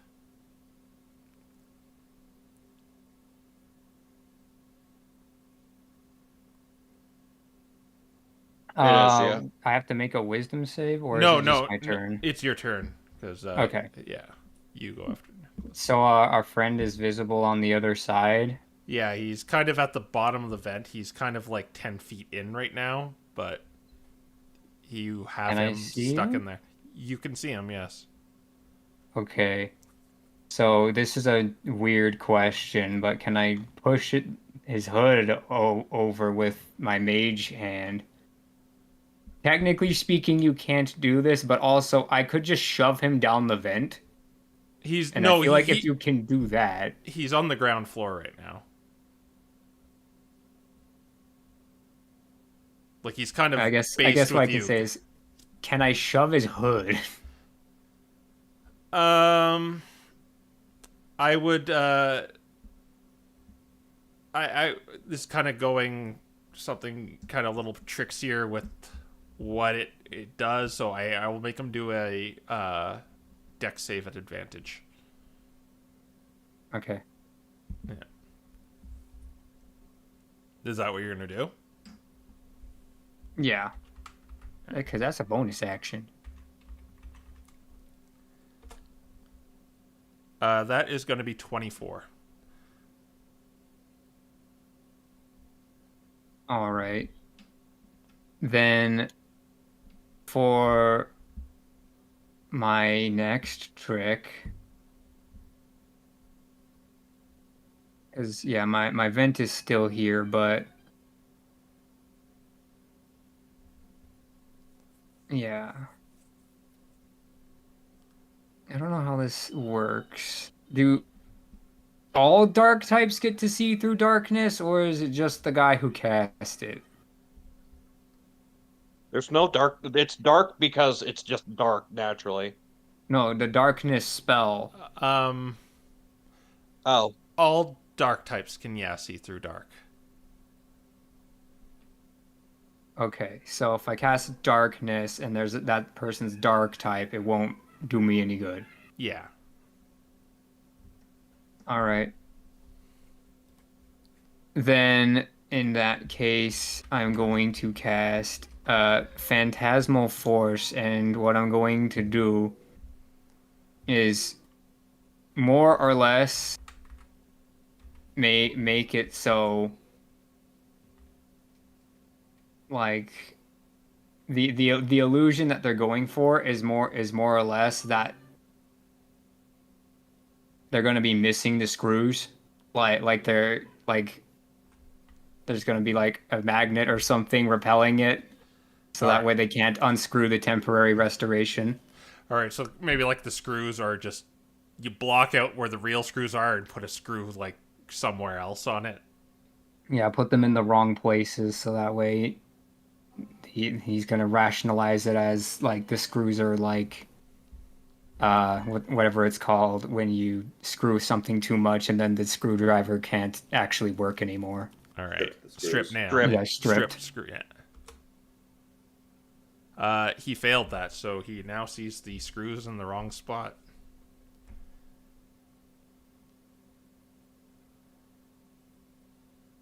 Right, that's my action and my bonus action. However, I'm going to back up 10 feet in case he decides to also go poof. All right. And yeah, he's going to go poof. So he's not even going to go for the screws. He's just going to poof on the other side of that. And that's a bonus action.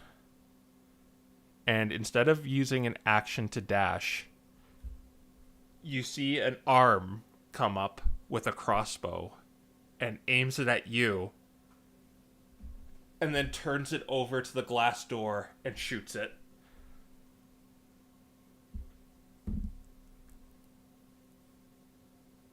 As you hear a loud shatter and a loud squealing sound go off, as then he uses the rest of his movement to run.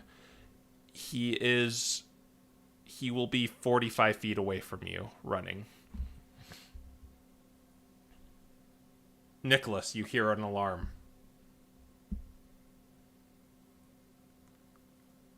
Okay.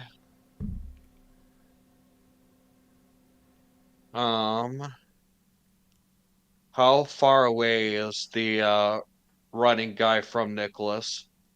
You're still up in the vent right now. You have not descended Oh, down. oh, right, and the vent probably blocks his vision, Yeah, right? and he is still fairy fired, I should point out too, so he's glowing still. Yeah, I'm well aware of that. That's why I was asking. I was hoping for advantage, but Yeah. uh,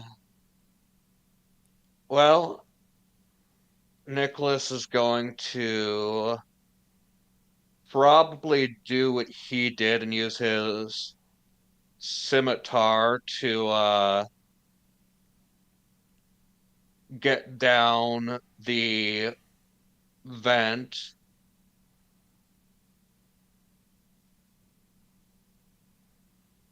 Yeah, he's probably going to use a scimitar to try and catch his fall as he goes down this vent.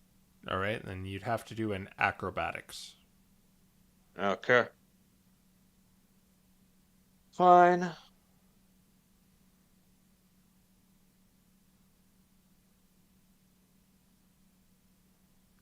Dirty 20. Perfect. You get down, you only use 10 feet of your movement. Okay. But there's 10 feet left, and the vent appears to be closed. Yeah, I was just about to say that therein lies the problem, is the vent is closed. Wait, if the vent is closed, how did he Misty Step? Because you can see through it. It's like barred. Oh, okay. Can you see Proteus then? You can see Proteus, yes.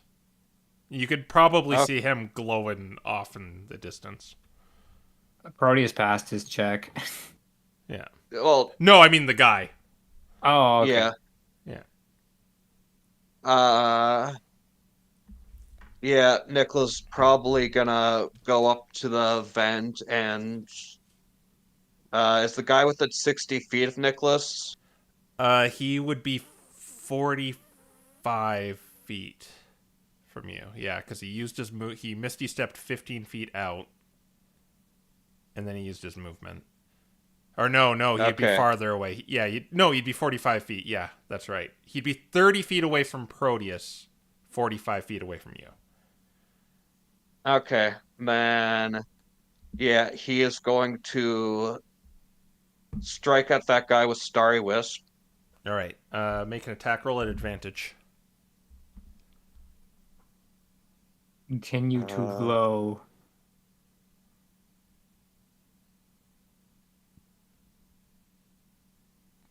let's see, I have to have rolled advantage forever. Oh, nat 20.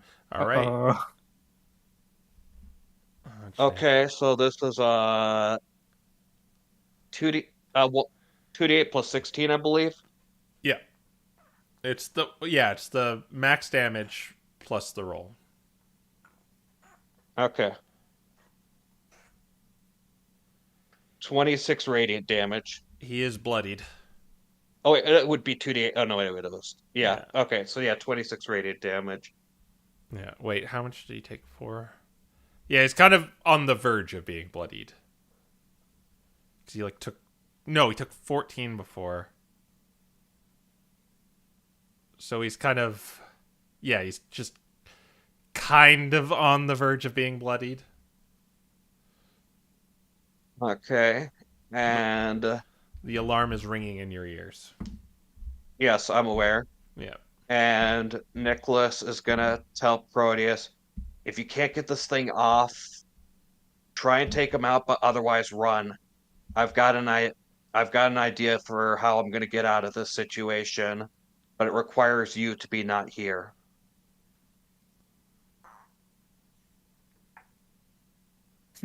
How badly do you think we should apprehend her? It'd be nice because I have got a plan if we manage to apprehend her, but if you can't, I need you to be scarce.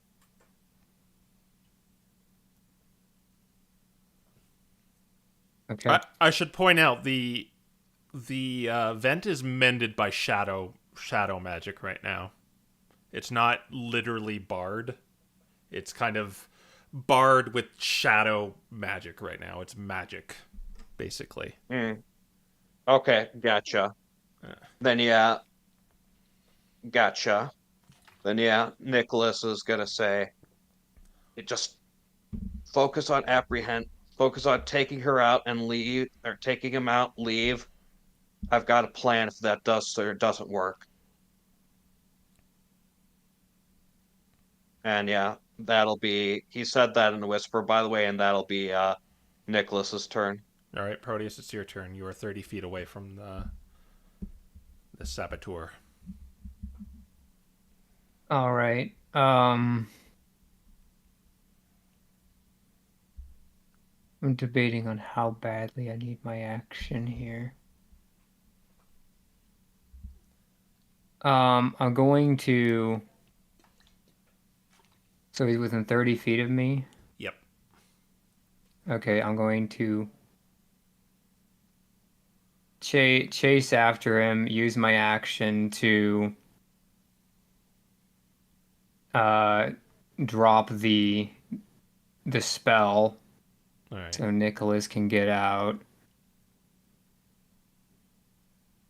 And then when I'm next to the guy,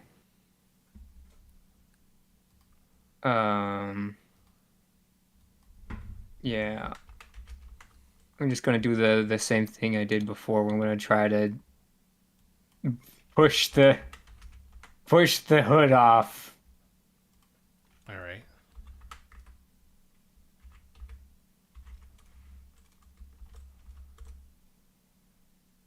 That would be 23.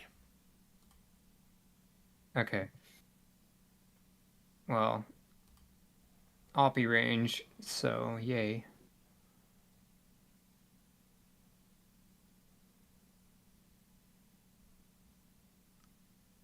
But for now, it probably just looks like I'm running away with the person. So yeah, the end of my turn. All right. They're gonna look behind them and do a wisdom saving throw. Me or You. okay? Nicholas is too far. Too far away. I'm right next to him. Oh, there it goes. A tree. Unless we re-roll it. I think I you already already used the used reroll. for the crit against Malcolm. Okay. Suddenly, Proteus, you think this whole situation is hilarious, and you fall down to the ground laughing.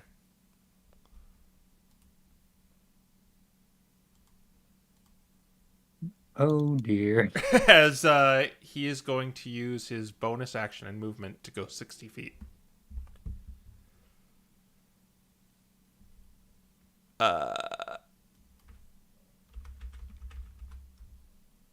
see how this works. You can. That was. It goes to Nicholas, yeah. Okay. Well, You can get out of the vent now. yeah. Nicholas is gonna get out of the vent. He is going to let's see, the guy's probably way too far away from Nicholas. So yeah, he is going to dispel he's gonna dispel magic on Proteus. All right, that just instantly gets rid of it. Yeah. Yeah. And he's gonna tell Proteus, the alarm, we haven't had anyone around yet. There's just the alarm, right? You're starting to hear noises in the distance coming towards you. Okay. Then, yeah, since we're not here yet, Nicholas is gonna say, "Stab him and run, Proteus." And Nicholas is not going. Well, Nicholas is going to sort of move that direction, but he's not really. I mean, he can't really go that far anyways. But he's gonna make it look like he's chasing instead of anything else. All right. So are you going to advance towards them? Because this person is 60 feet away from you if you went right up to Proteus.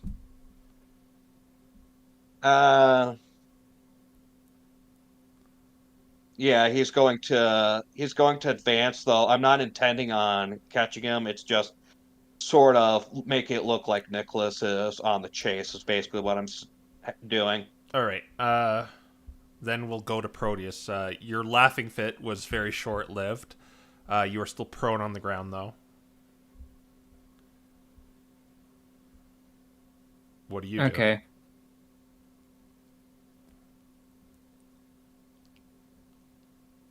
I'm going to, yeah, get up from prone, and I'm just going to,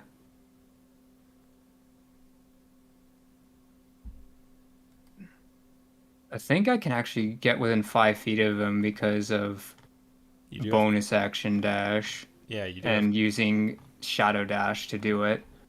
Mm-hmm. So that gives me an extra 20 feet, which would make it so I could go, let's see, 30, 40, 50. Yeah, I could go 65, so I could get in front of him with this one. All right. You do take into account you have half your movement from being prone. Yeah. All right. So half my movement is 15 plus 50 from shadow dash is 65. Yeah, you could. Yeah, you could get up to him. All right, and before hitting, I'll say, give me one reason not to strike. But I guess, give me one reason not to finish the job.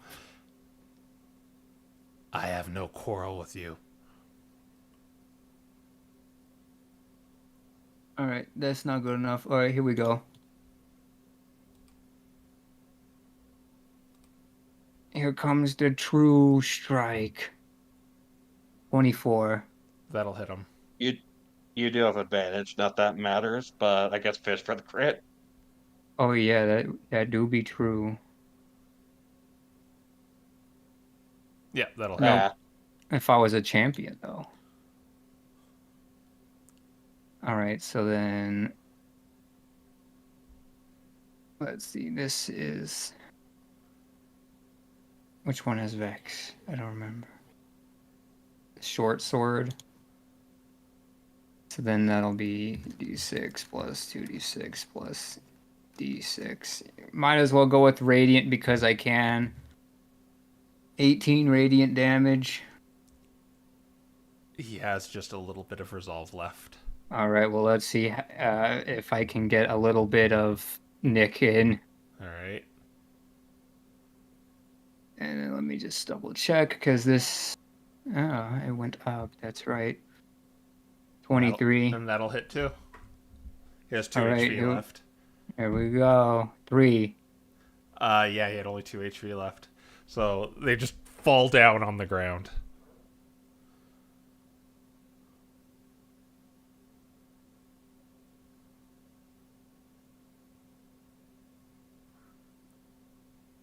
All right.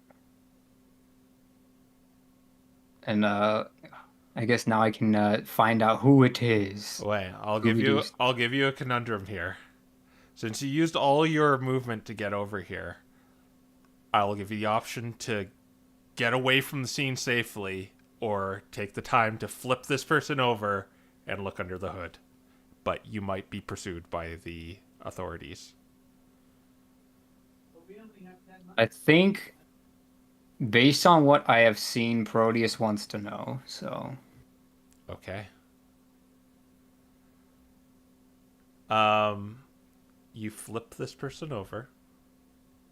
You take off the hood, and it's a Sneasel. Okay. Arlethatep, what are you doing in this campaign? Then you, I'll say that's your whole turn. Did you try to kill this guy? I don't think so. All right. Yeah, he's down on the ground. Nicholas, it's your turn. You see Proteus over this person who has gone down. Okay. Nicholas is going to message Proteus. That is an action. Yes, that will be an action, I'm aware. Yeah. And he is going to say, okay, you get out of here. I'm going to pretend that I noticed this was happening and was pursuing you and him. That'll be the best way we can take the lands and keep them. Or take the sewer note to keep them. Does message let me respond? I It Yes. does. Yeah, I think it does. Yes. Yeah. Okay. I'll say. All right. Do you want me to leave the jewelry on him? Yeah, go ahead. Okay. And out loud, Nicholas is gonna say, I caught your friend. Give up now. All right. At the end of the turn, you see lights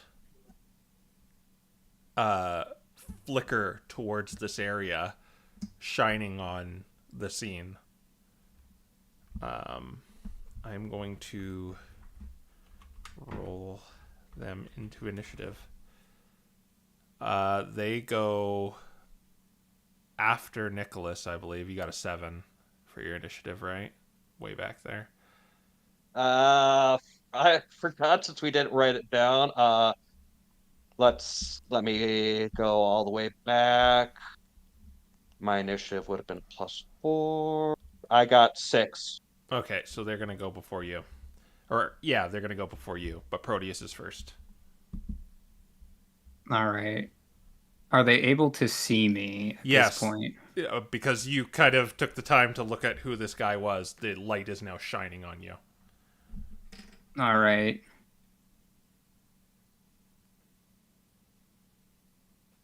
And then would a sleight of hand allow me to try to place the evidence on him?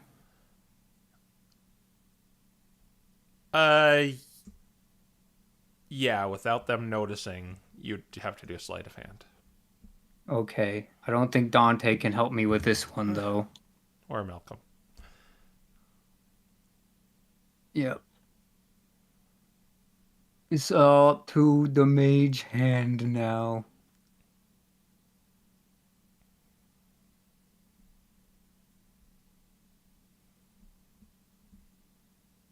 Ugh.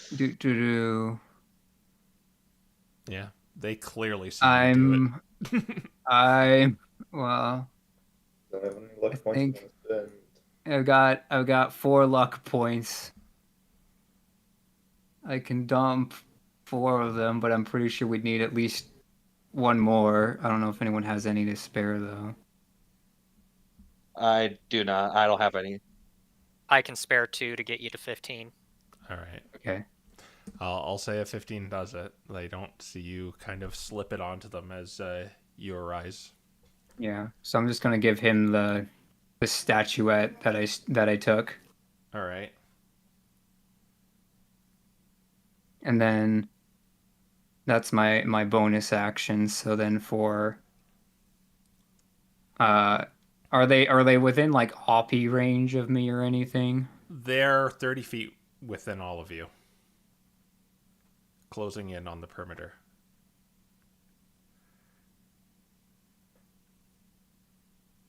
All right. I'm going to. Yeah, I'm gonna just have to take the dodge action, I think, and run They that don't. away. Okay. So you're only going to go 30 feet? Yeah. Well, if I guess I should say, how many offies would I take if I dashed? They're not. They're not within. They're not surrounding you yet. They are 30 feet away from you. Yeah, I think if you just dash, you won't take any oppies, and you'll Yeah. be able to go fair distance away. They. Okay, then Yeah. that's what I'll do because I thought that they were like in rank. Okay. So we're going to do it this way. There are 3 chasing you right now. You are in the textile district. There are various like tapestries, dyes. Uh, there's the water channel. What do you think you're going to do to escape these guys?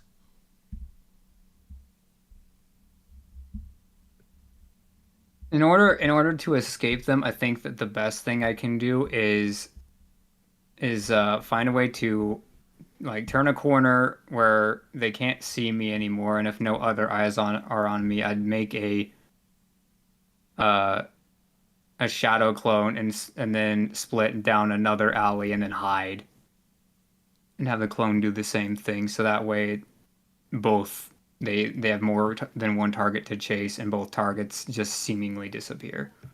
I'll let you do a deception roll using your spellcasting ability. Okay.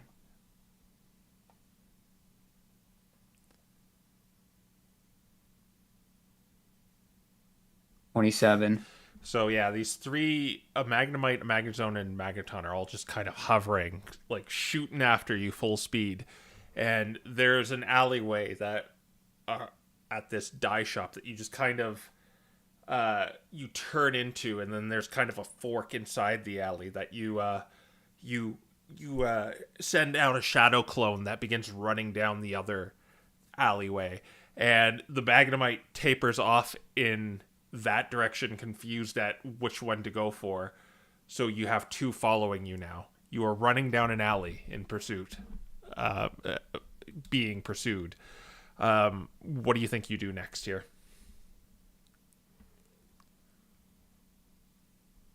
All right. You are in the textile district. Anything you can probably... Is there like a tapestry or clotheslines around here? Yes, they're kind of hanging. There's a few stores where there's these kind of multicolored rugs and just these silks just hanging from a clothesline. All right. I'm going to use the mage hand to drop it on them. Okay, I will have them do a dexterity saving throw. I'll use your spell save DC.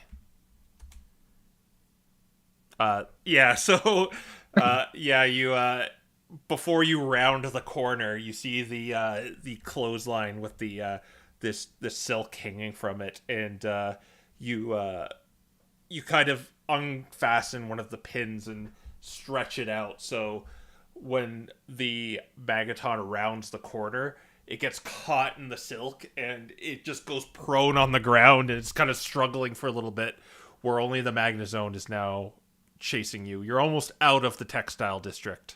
What do you do? Okay. Well, that was my bonus action. No, this is like a different... This is Okay, a fair chasing. enough. All right. Okay.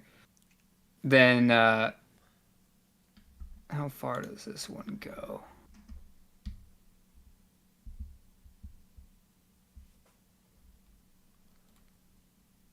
It's 30 feet. How far away is he from me?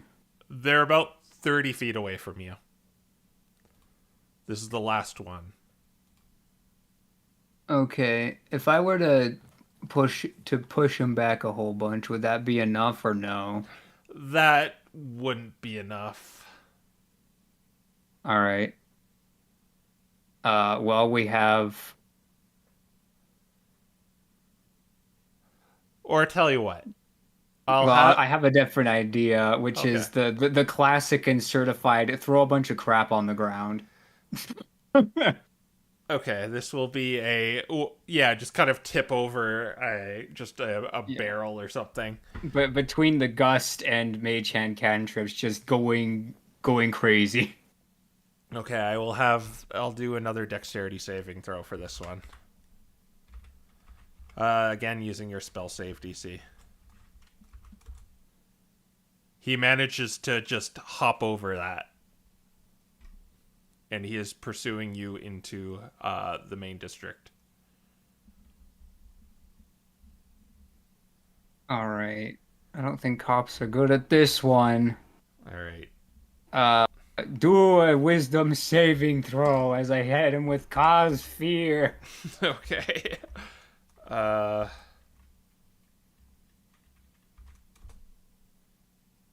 Yeah, he fails. You spin around and just what do you think you make?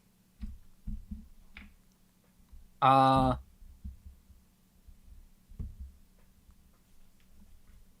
good question. I'm like, I think I'm gonna make a few rust monsters coming his way, I guess, because he's made of metal. Yeah, that's what he kind of like. He he stops and he just sees this. Well, you don't know what he sees, but he just kind of stops there with the pupil dilating for a brief 6 seconds before he shakes it off. But when he looks around, there's nothing to be seen.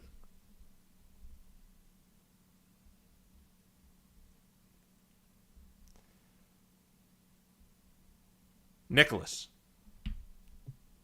Mm-hmm. The other officers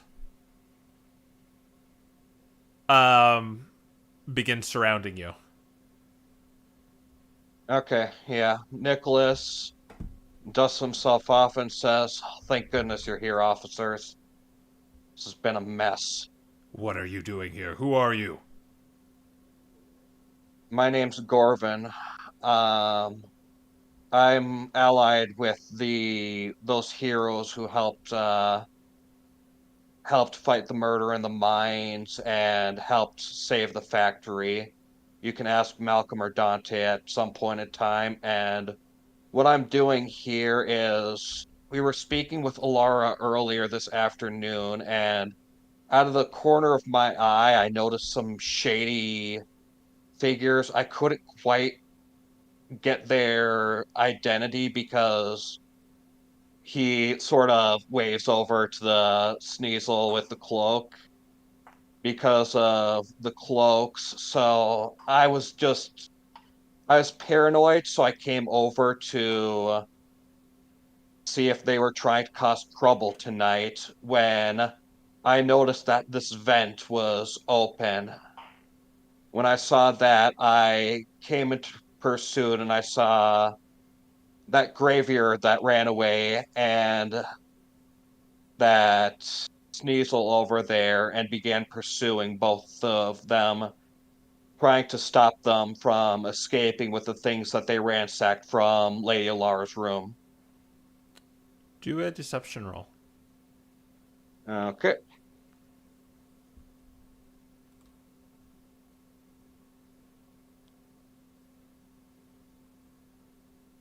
$23. You're with those four on the train, you say? Yep. If you want to hold me in quote unquote custody until you find Malcolm or Dante to confirm that they're with me, I'm fully willing to accept that if needed. I'm sure they are willing to vouch for me. One of the Magnemites pops up. I saw him with those others this morning. They were near Alara's building. It appears she invited them in. She did, yeah. And like I said, that's when I noticed. some shady figures looking around. I didn't think it was. I wasn't sure if there was anything important, which is why I didn't report it and just decided to look here. But when I saw the vent here, I knew I had to act, otherwise, it might have been too late. Hopefully, your guys are able to catch the other one before they make off with whatever they stole from Lara's area. At this point, they begin like picking up the Sneasel. Did you manage to get an ID, a description of anything on that Grievier? Uh, Nicholas sort of describes him, sort of just describes how he looked sort of patchworkish, strangely, but otherwise, Nicholas says, otherwise, I don't really notice anything specific or notable about him that would identify him from other Grievier.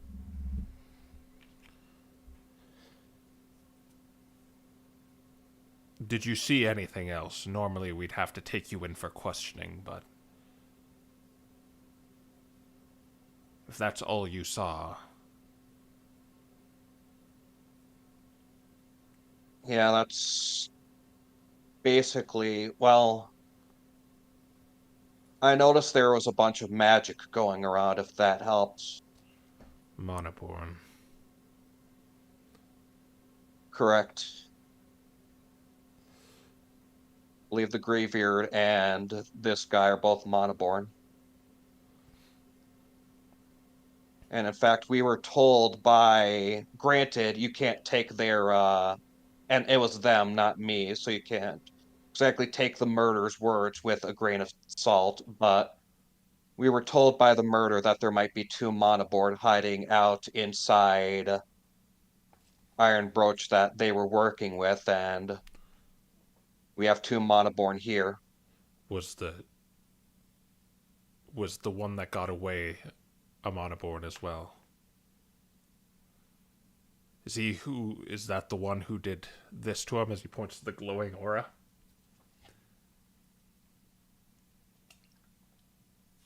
It's possible, though I'm not sure why he would have done that. Perhaps it was a betrayal tactic. He decided that the Sneasel here was dead weight, so he just used him as a way of getting your attention while he booked it. Very well. We may follow up with this on you later. Where are you staying?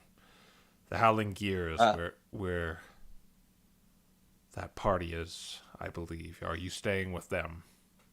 Yeah, since Ira had to leave her home, they offered me her spot in the Howling Gears for the time being. Very well. If anything comes up, we might follow up with you. It's not normal protocol for us to let you go like this, but if you're with them, we'll trust you're in good faith, so stay in town. We will. Yeah, and with that fantastic deception check, they let you walk as you see them apprehending that Sneasel. Okay. And yeah, Nicholas is going to just casually walk back to the inn. He's gonna put on a bit of a man, this was a tiring night sort of thing, but yeah, he's just gonna casually walk back to the inn. All right, and Proteus, where are you going?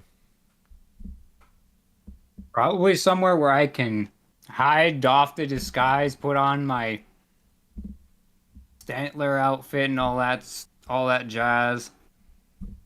Okay, yeah. It's the dead of night, so there's like an alleyway for you to kind of go into in Superman style. I'm pretty sure I automatically pass checks to hide when it's dark out because of the black rock. Yeah. And yeah, you can. Are you just gonna go back? Uh, I don't think anything's open. We don't have fast food in this universe, do we? No, especially not here. It's kind of industrial place. Yeah, so he'd probably just uh go back then. Maybe try to make it seem like he was on a walk around town. Yeah. So you both kind of end up back at the end at the same time with the between the questioning and doffing disguises and putting on new ones. And you get back to your room and you see 4 crows on the ground there. And what is Malcolm and Dante doing? Malcolm's probably sitting on top of the pile sleeping. Yeah. Sleeping on their frickin' Yes. Oh gosh. And a broken window. Dante's probably been trying to clean up the glass. Yeah, there's a broom in here you can kind of tidy up with. Nicholas just walks in here, sees all this, and he's like, "Oh, I guess we're not the only ones who had a fun night." Malcolm immediately wakes up. Yeah, it was great. I beat him over the head. Seems murder had something planned, considering, well, they completely silenced the place before breaking in. Oh, also, Malcolm's wearing one of the masks. Does the ward work on this place still if I put it up, or is the window being broken make that no more? That makes that no more. Okay. Ooh.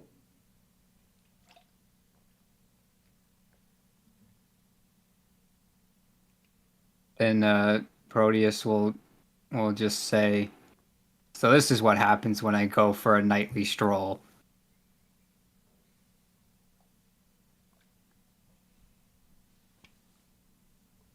Yes.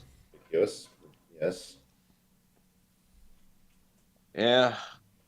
Proteus goes for a nightly stroll, and I fall up on suspicion I haven't. All heck breaks loose, huh? Yeah, and I was just sleeping, and then they jumped through the window, and I woke up. It was all thanks to Malcolm. He pulls out Malcolm the Lucid and squeezes him.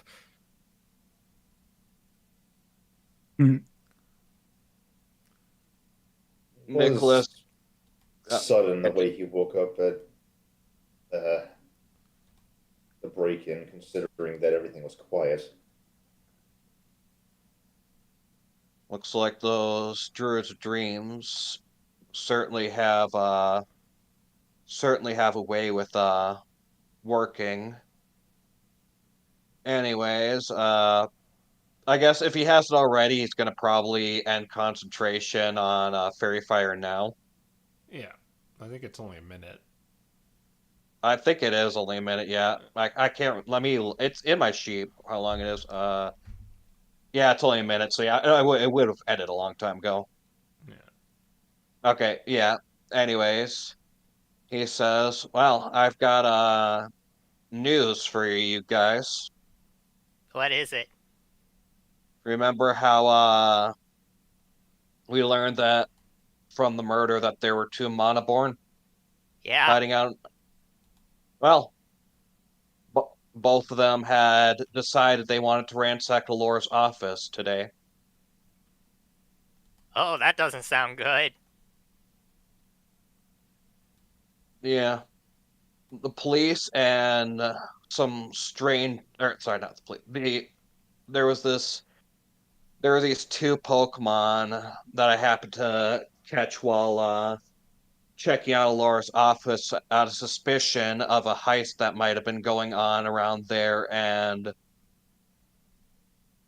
there was one Pokemon there, a Sneasel, that was certainly a Monoborn, and likely, though not confirmed, that the second Pokemon that was in the heist there might have also been a Monoborn.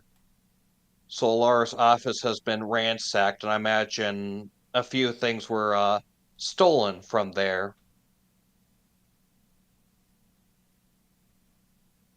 Oh, that's too bad. Hopefully she gets her stuff back. Yeah, we'll have to see. The one Pokemon, a Sneasel, who not sure what it is or what his relationship is to the murder or anything, was caught, but the second Pokemon seemed to run away, and it's hard to know. I don't know yet whether he succeeded in his escape or if he managed to get caught by the police yet. They'll probably, maybe tomorrow, maybe another time, they might come to ask me some more questions since I was witness to the whole event.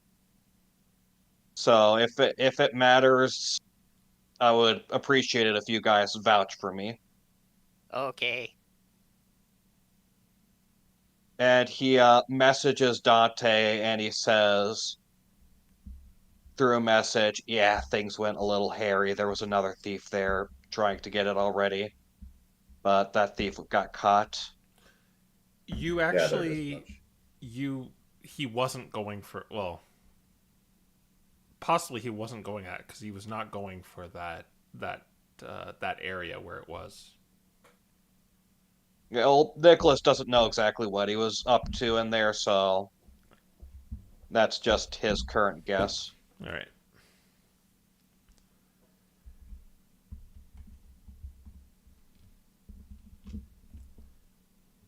Do you think we should get a new room? This one's kind of drafty now.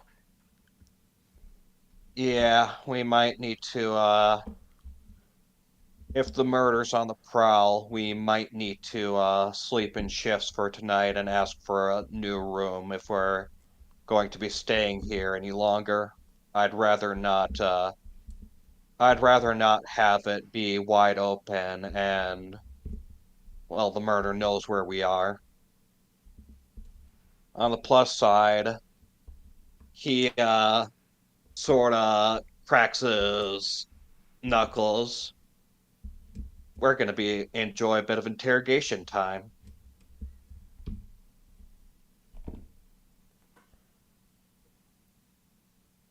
Well, even assuming they'll talk.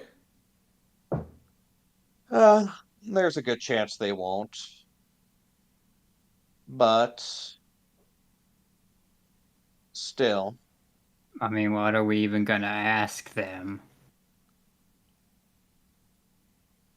I mean, that's a fair point. We could just do away with them as well, or we could hand them over to the police.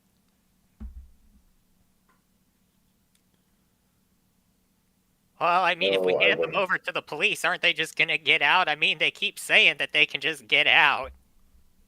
It's a very good point, Malcolm. All right. I say then we ensure that they can never get out of anything ever again. I really, we'd rather not.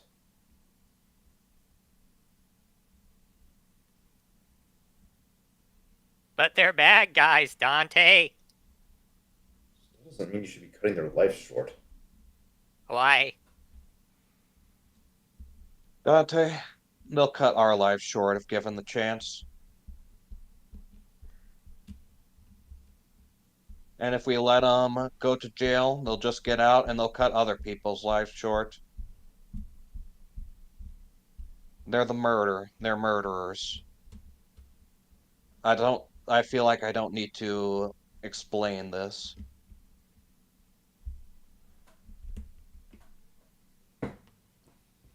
He just kind of frowns.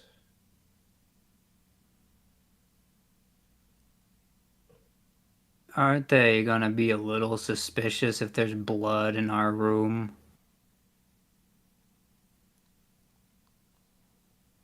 They broke into our room, so Well,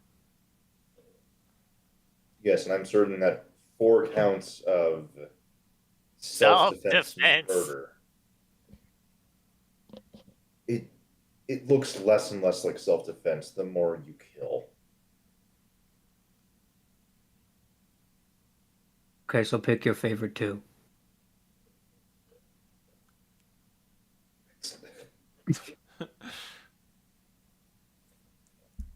I'm just saying. What are you going to tell to What are you going to tell to the people who they murder after they get out and go do their thing?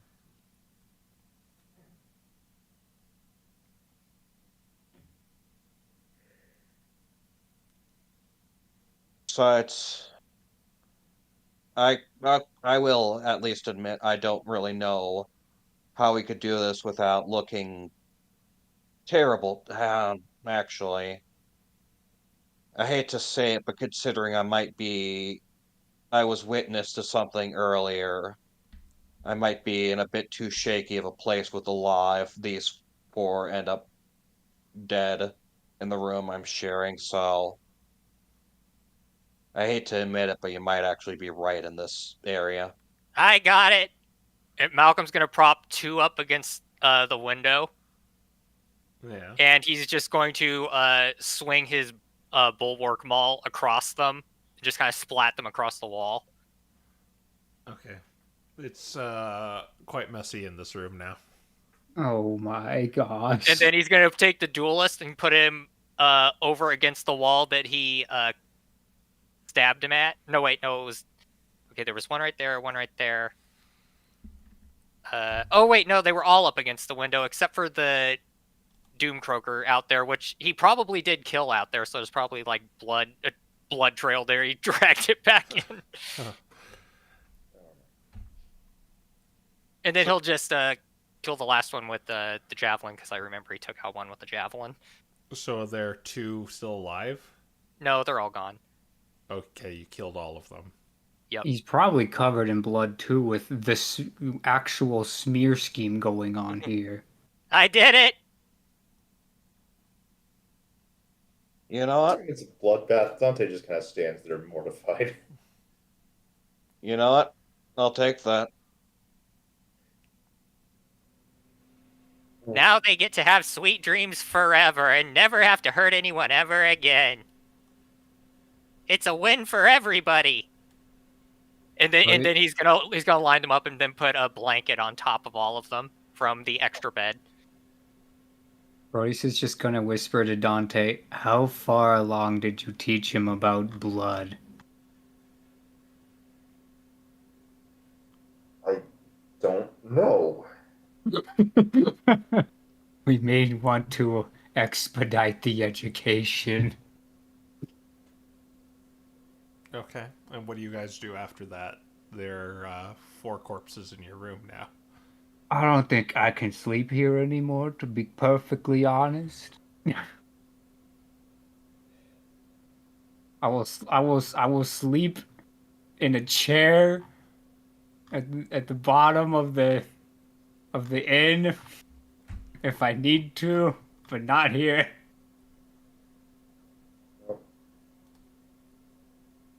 Dante's gonna first perform death rites for the Murkrow before trying to figure out how to wash Malcolm off. That's gonna be quite difficult. Like, you don't Oh, really don't have access to soap and water, and I don't think any of you has prestidigitation. Oh no. The awkward moment when prestidigitation would actually be really useful.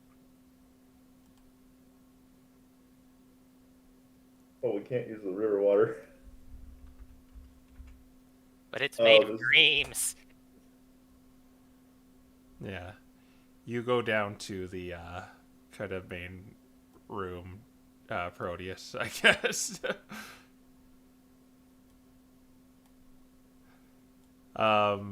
Yeah. They're just kind of serving the... You just see some people sitting down, eating. And, the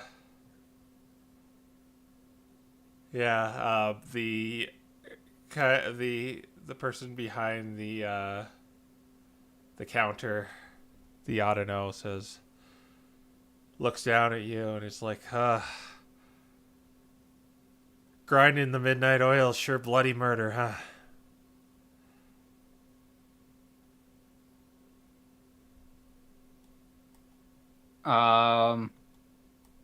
Can I do investigation check to see if it's Yeah, if there's like a disguise self going on or something? sure, yeah. Okay. Uh, I'm sure it was just a pun, but Proteus he's paranoid. He's been up all night now. 17. You're pretty sure this is not a Murkrow in a disguise. Can I help you with anything?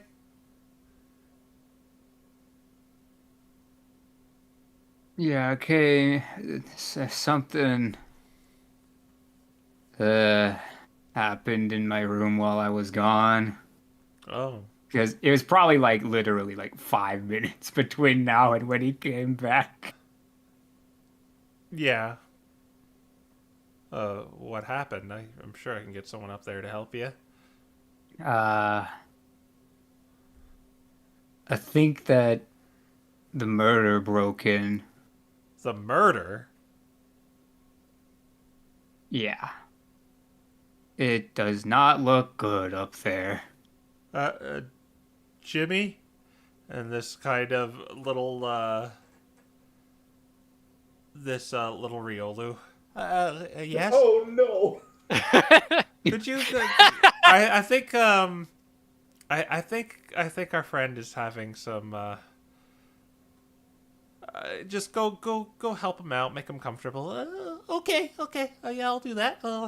Just make sure his room's all right. Yeah. He's And probably gonna stop him and say, "No, trust me. This is like the authorities. It's really late at night, and I want somewhere nice to sleep as well. But know that it is not a good sight in there." I'm sure you're just seeing things there, sir. I just have to have I'll just bring you back to your room, make you comfortable, and we'll just see you off for the night. We'll make sure here at the Howling Gear you have a good night.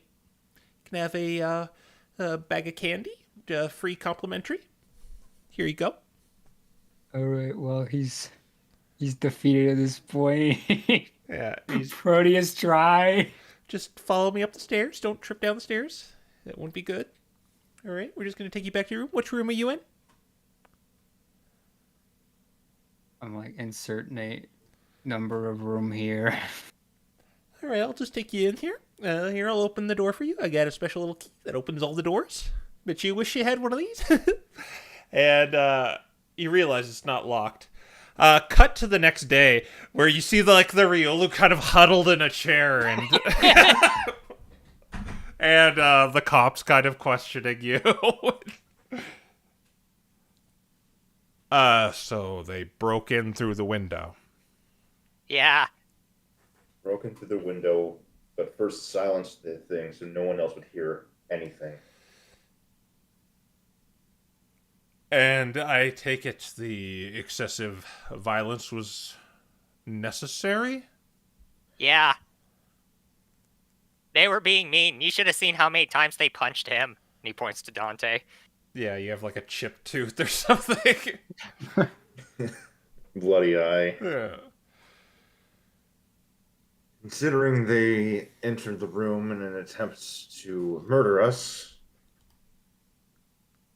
well, Malcolm here retaliated. I was trying not to be as violent, but in struggles like that, things happen. Well, we can... They appeared not to be... I could understand they could be pursuing you because of what you did on the lightning rail, which you forwarded there. We could take you in to the station to give you protection. Is that something you would want? Yeah. I mean, looking at those two managing to take 3 of those guys on by themselves, Four. that's All Yeah, right, there's that fourth one there.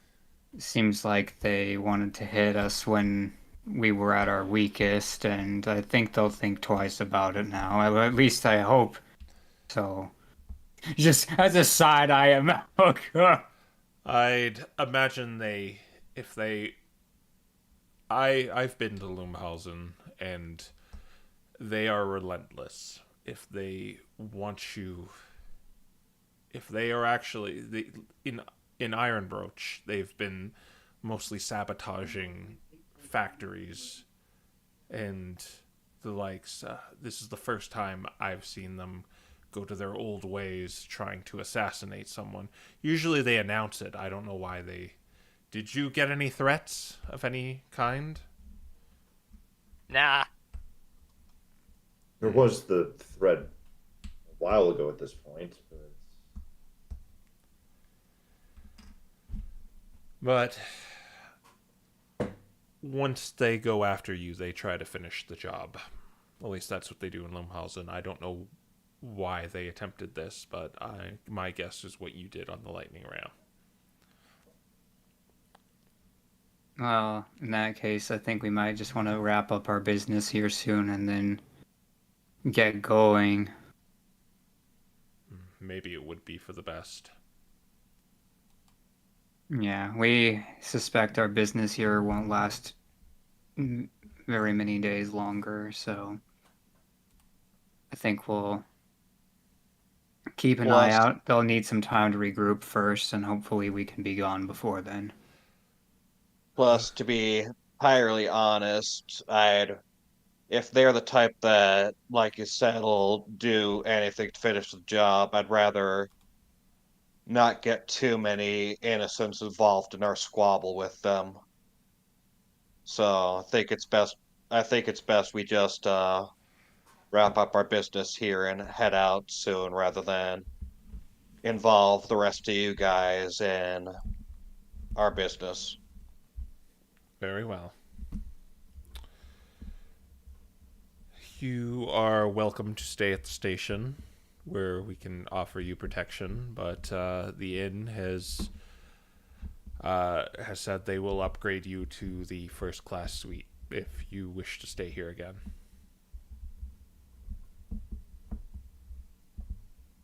All right, we'll let you guys know what we decide when the night comes, assuming we're still around here. All right. You see Jimmy being consoled by the I don't know in the chair. They're like, don't worry, and he's like, blood, so much blood. But you get the benefits of a long rest, and yeah, it's kind of a new day now.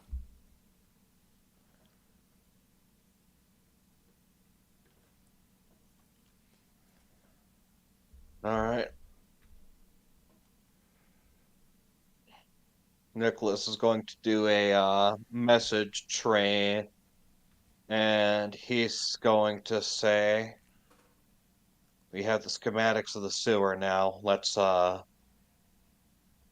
start figuring out where our target is." Have to find somewhere to look them over. Unless you want, we'd have to take the suite now for that to really work. Unless you know of somewhere else we can do this in private. Would Nicholas know of any spot in Iron Broach to look over that stuff in private? Not really.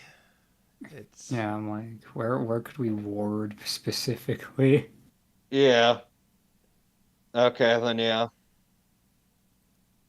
Nicholas is probably gonna say, "Yeah, I think we're gonna have to take up the suite now then." yeah. If you are, they're gonna take you to a top floor, and you get this room that kind of encompasses the whole inn. Like there's private rooms. There's like a big dining area. There's a little bath. Gee, when they say first class, they ain't kidding. Time to turn the bath red.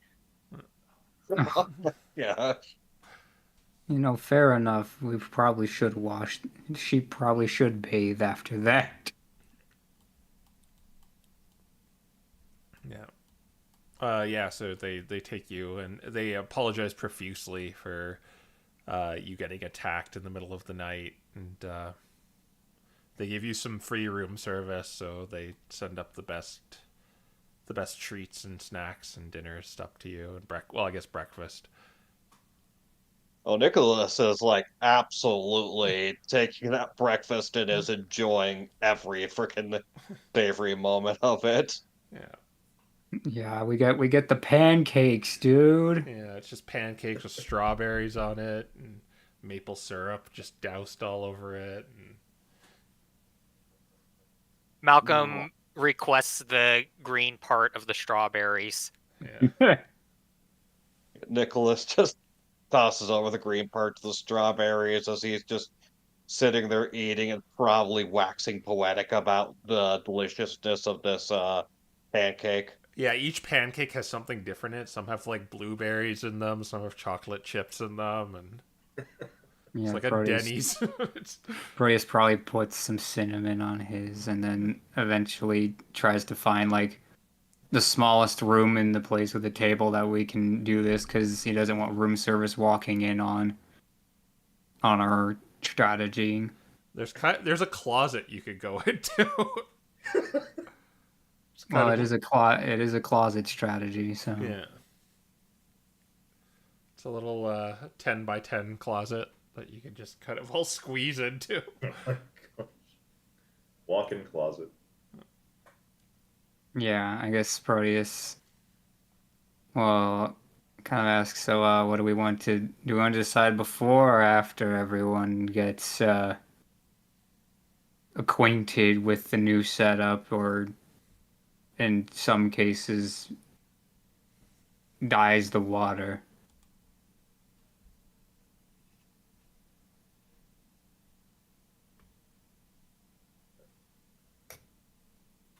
Are you asking like we all? More or less, he's going to ask if we want to do it before having breakfast, lounging out, showering, etc., or after. After's probably better. That Where we way we get get our fill, Malcolm and cleaned. yeah, that way Malcolm's clean, and that way, since we'll be done, we're less likely to be interrupted by room service or anything like that. Right. So, yeah. Yeah, so you enjoy a breakfast and yeah, you ward the closet and begin planning. Hmm. Yeah. Yep. All right. Time to get those plans out. All right. Looking at the sewer, it seems like most of the areas have these notes on them that they've been blocked off suspiciously, except for two. There's one entrance by that factory that Malcolm and Dante went to, except you have to kind of go to this outcropping in the side of the city and go through this channel that leads to the sewer system. The other one is that hole inside the that pipe that is submerged. So with what is covered right now, the way someone who can't swim in the water can get in there is an entrance that's kind of buried out there that you would need like maybe a boat to reach.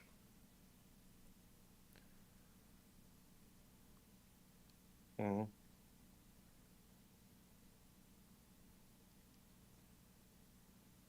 All right. How many exits would there be for M-Lock potentially? What's not mapped is there is a cave system that there's a point where the sewer ends and it turns into a cave system that is not mapped, but there are a few exits, like 3 or 4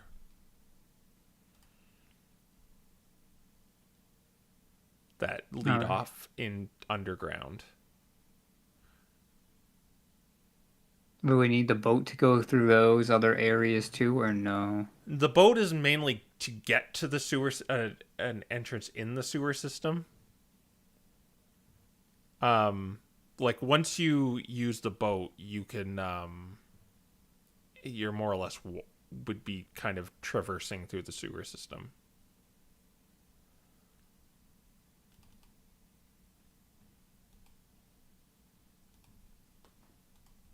Alright, so now we just need to figure out how to get a boat. Curious of those blocked areas.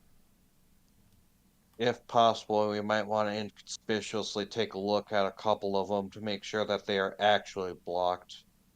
Actually, there's 1, 2, 3, 4, 5, 6. 6 that kind of go into the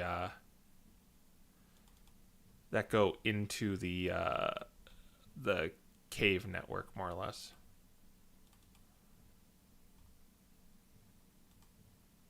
Six pathways, or like are the blockade areas the ones that go into the cave? The 6 area, so the sewer is blocked. Like you can't access it except through that pipe and iron broach.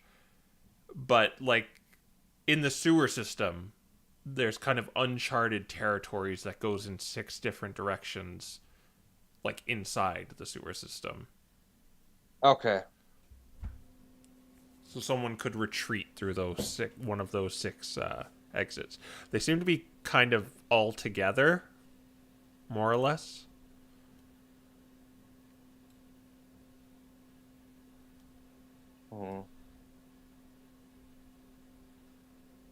If we can block off access way to that cave. Like, I'm gonna kind of give you guys sort of a different-ish map here. Okay, yeah, map would make things a bit easier. Ignore what's on it, okay? Just, this is kind of the layout. Okay.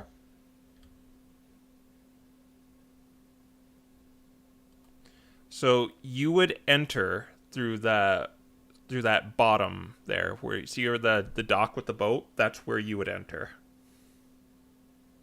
Okay. Loading. Okay. Yeah. That's a lot of water. Yeah. And up in the top right, where there's like a bloodstain, but just kind of ignore that. This is not on the map. You see how there's kind of those 6 pathways that go off into kind of a cave? That's what I mean, is like it goes off into those uncharted areas. Okay.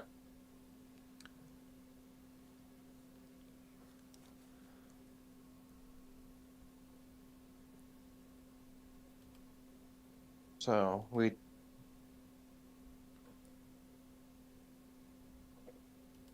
where would Hemlock most likely be according to the sewers map?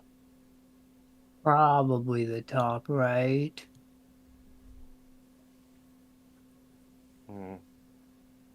If that is where Hemlock is, then that's going to be difficult to block Hemlock off.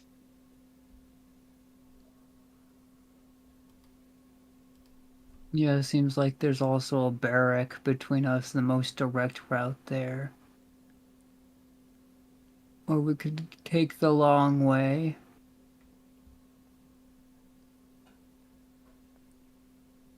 We're going to want the element of surprise, so the long way will definitely, unless we think we could bash through without as minimal noise as possible, we might have to take the long way. The room with the definitely not dead alligator in it, is that one we would that seems like we'd reasonably be able to like get through, or does it look like it's actually like a flood zone? The water is shallow enough but where there's large pools, it's probably like knee deep. Okay, so the The long way has that as its main issue there. That water is going to be very. And the water probably won't be as clean as it is on the. Well, it's kind of all bloody on this map, but it probably won't be this clean looking too. This is going to be iron broach water. Yeah.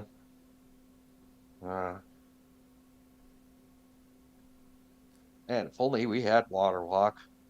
Hey, there's a room. No, JK. The pipe that iron broach comes from is that one in the top left. That's kind of where the pipe would kind of go if you were to go down that pipe in that submerged in the city. In the top left, sorry. Oh, luckily when you said top right, I immediately went to the top left anyway, so Yeah. thank you sucking at left and right for me to have gotten exactly where I need to go. I'm just trying to figure out what we're going to do about all those escape routes. That's the bigger concern. I think it's. I'm like, I don't think that there's a lot we can do about the escape routes. There's just too many of them for us to block off. Unless someone has shatter and can start collapsing them in the middle of the battle. Well, I mean, Nicholas does have shatter, but We wouldn't be able to shut all of them off. that was actually my initial first thought was potentially use causing cave-ins with shatter, but it'd be difficult to block all of them off with shatter. You would need probably more spell slots than you have to close them all off. You need 6 minimum. And I'd be using like all my high-level stuff on shatter, so The other thing is how do we want to reach him? Because again, there's only really 2 routes to get there, and one of them is going through presumably a barrack, which probably is the maintenance room for the sewers.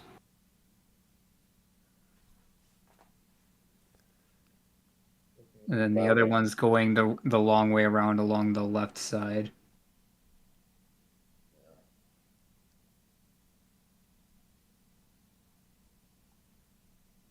Because I don't think we're breaking through the room on the right that definitely doesn't have tombstones. Yeah, there's the 2 rooms on the right that. It has a thin wall that we could potentially make use of. Unfortunately, I don't have Sinbad's pigments to turn it into a door. Which part are you saying is a thin wall? Oh, wait, bottom right side. Yeah, the bottom right side. If we could make our way through there, we could circumvent a lot of problems. There's. don't you guys have like pickaxes that you use for the mine?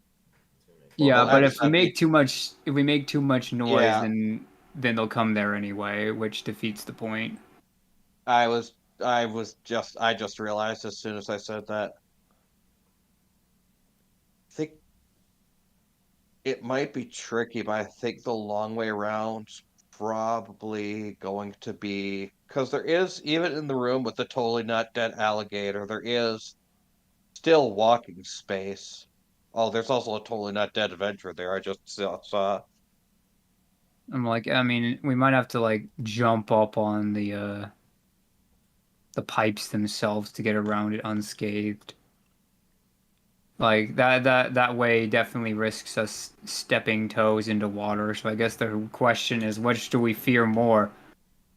Murder members or water? Poisonous say- water that probably hurts you on contact. I'd say water's. If we could find ways of circumventing the water, I'd say water's actually our better option because we don't have to have what's going to almost certainly happen in the murder encounter is one of them's going to be trying to flee. So, unless we're confident we could stop them fleeing and telling Hemlock going around, we'll have we'll have a bit of leeway thanks to lesser restoration and stuff. So I think if we go around, we're gonna be in a slightly better spot then if we, though granted, I suppose the other angle is if we don't fight the murder members, they might come when we're in the fight with Hemlock as well. Yeah, that's what I'm thinking. He'd just call for backup and then flee while we try to fend them off. So I guess, how confident do you guys feel about being able to, though, to get to the barracks? We'd have to go through like that one water pool with all the reeds, wouldn't we? Yeah, probably. The left of it, Like, and then up slightly. I mean, to be fair, if we book it through the door and then we seal it behind us, we might have enough time to kill Hemlock before they come back. Because then they would have to take the long way around. If we can seal the door to the barracks off with a shatter or something, and then engage Hemlock, they can't chase after us. I have a question. Do you guys want to plan for this off screen, or? That'd probably be better for Yeah. the viewers. Yeah. Or viewers. Yeah. Probably sitting there going, especially since they don't got the map, they're probably just sitting there listening to us going, what? Yeah. Generally, when you guys are looking at this, just generally look at the layout. Yeah. Yeah. Yeah, Alright. well, Yeah, we know what's in it's there. a room with more rooms in it, so Wherever there's water, it is- there's really water. And where there's pipes, there's really pipes. But everything else is. Yeah, when we say like the water with reeds or the barracks room, we're just using that as references for ourselves for the map. Yeah. I mean, when Not- you guys are planning later. Yeah. All right. Yeah. All right. Well, I think we'll end there. Exciting session today. I think we're drawing close to the end of the Iron Roach arc, so don't miss it. All right. Yep. So see you guys later.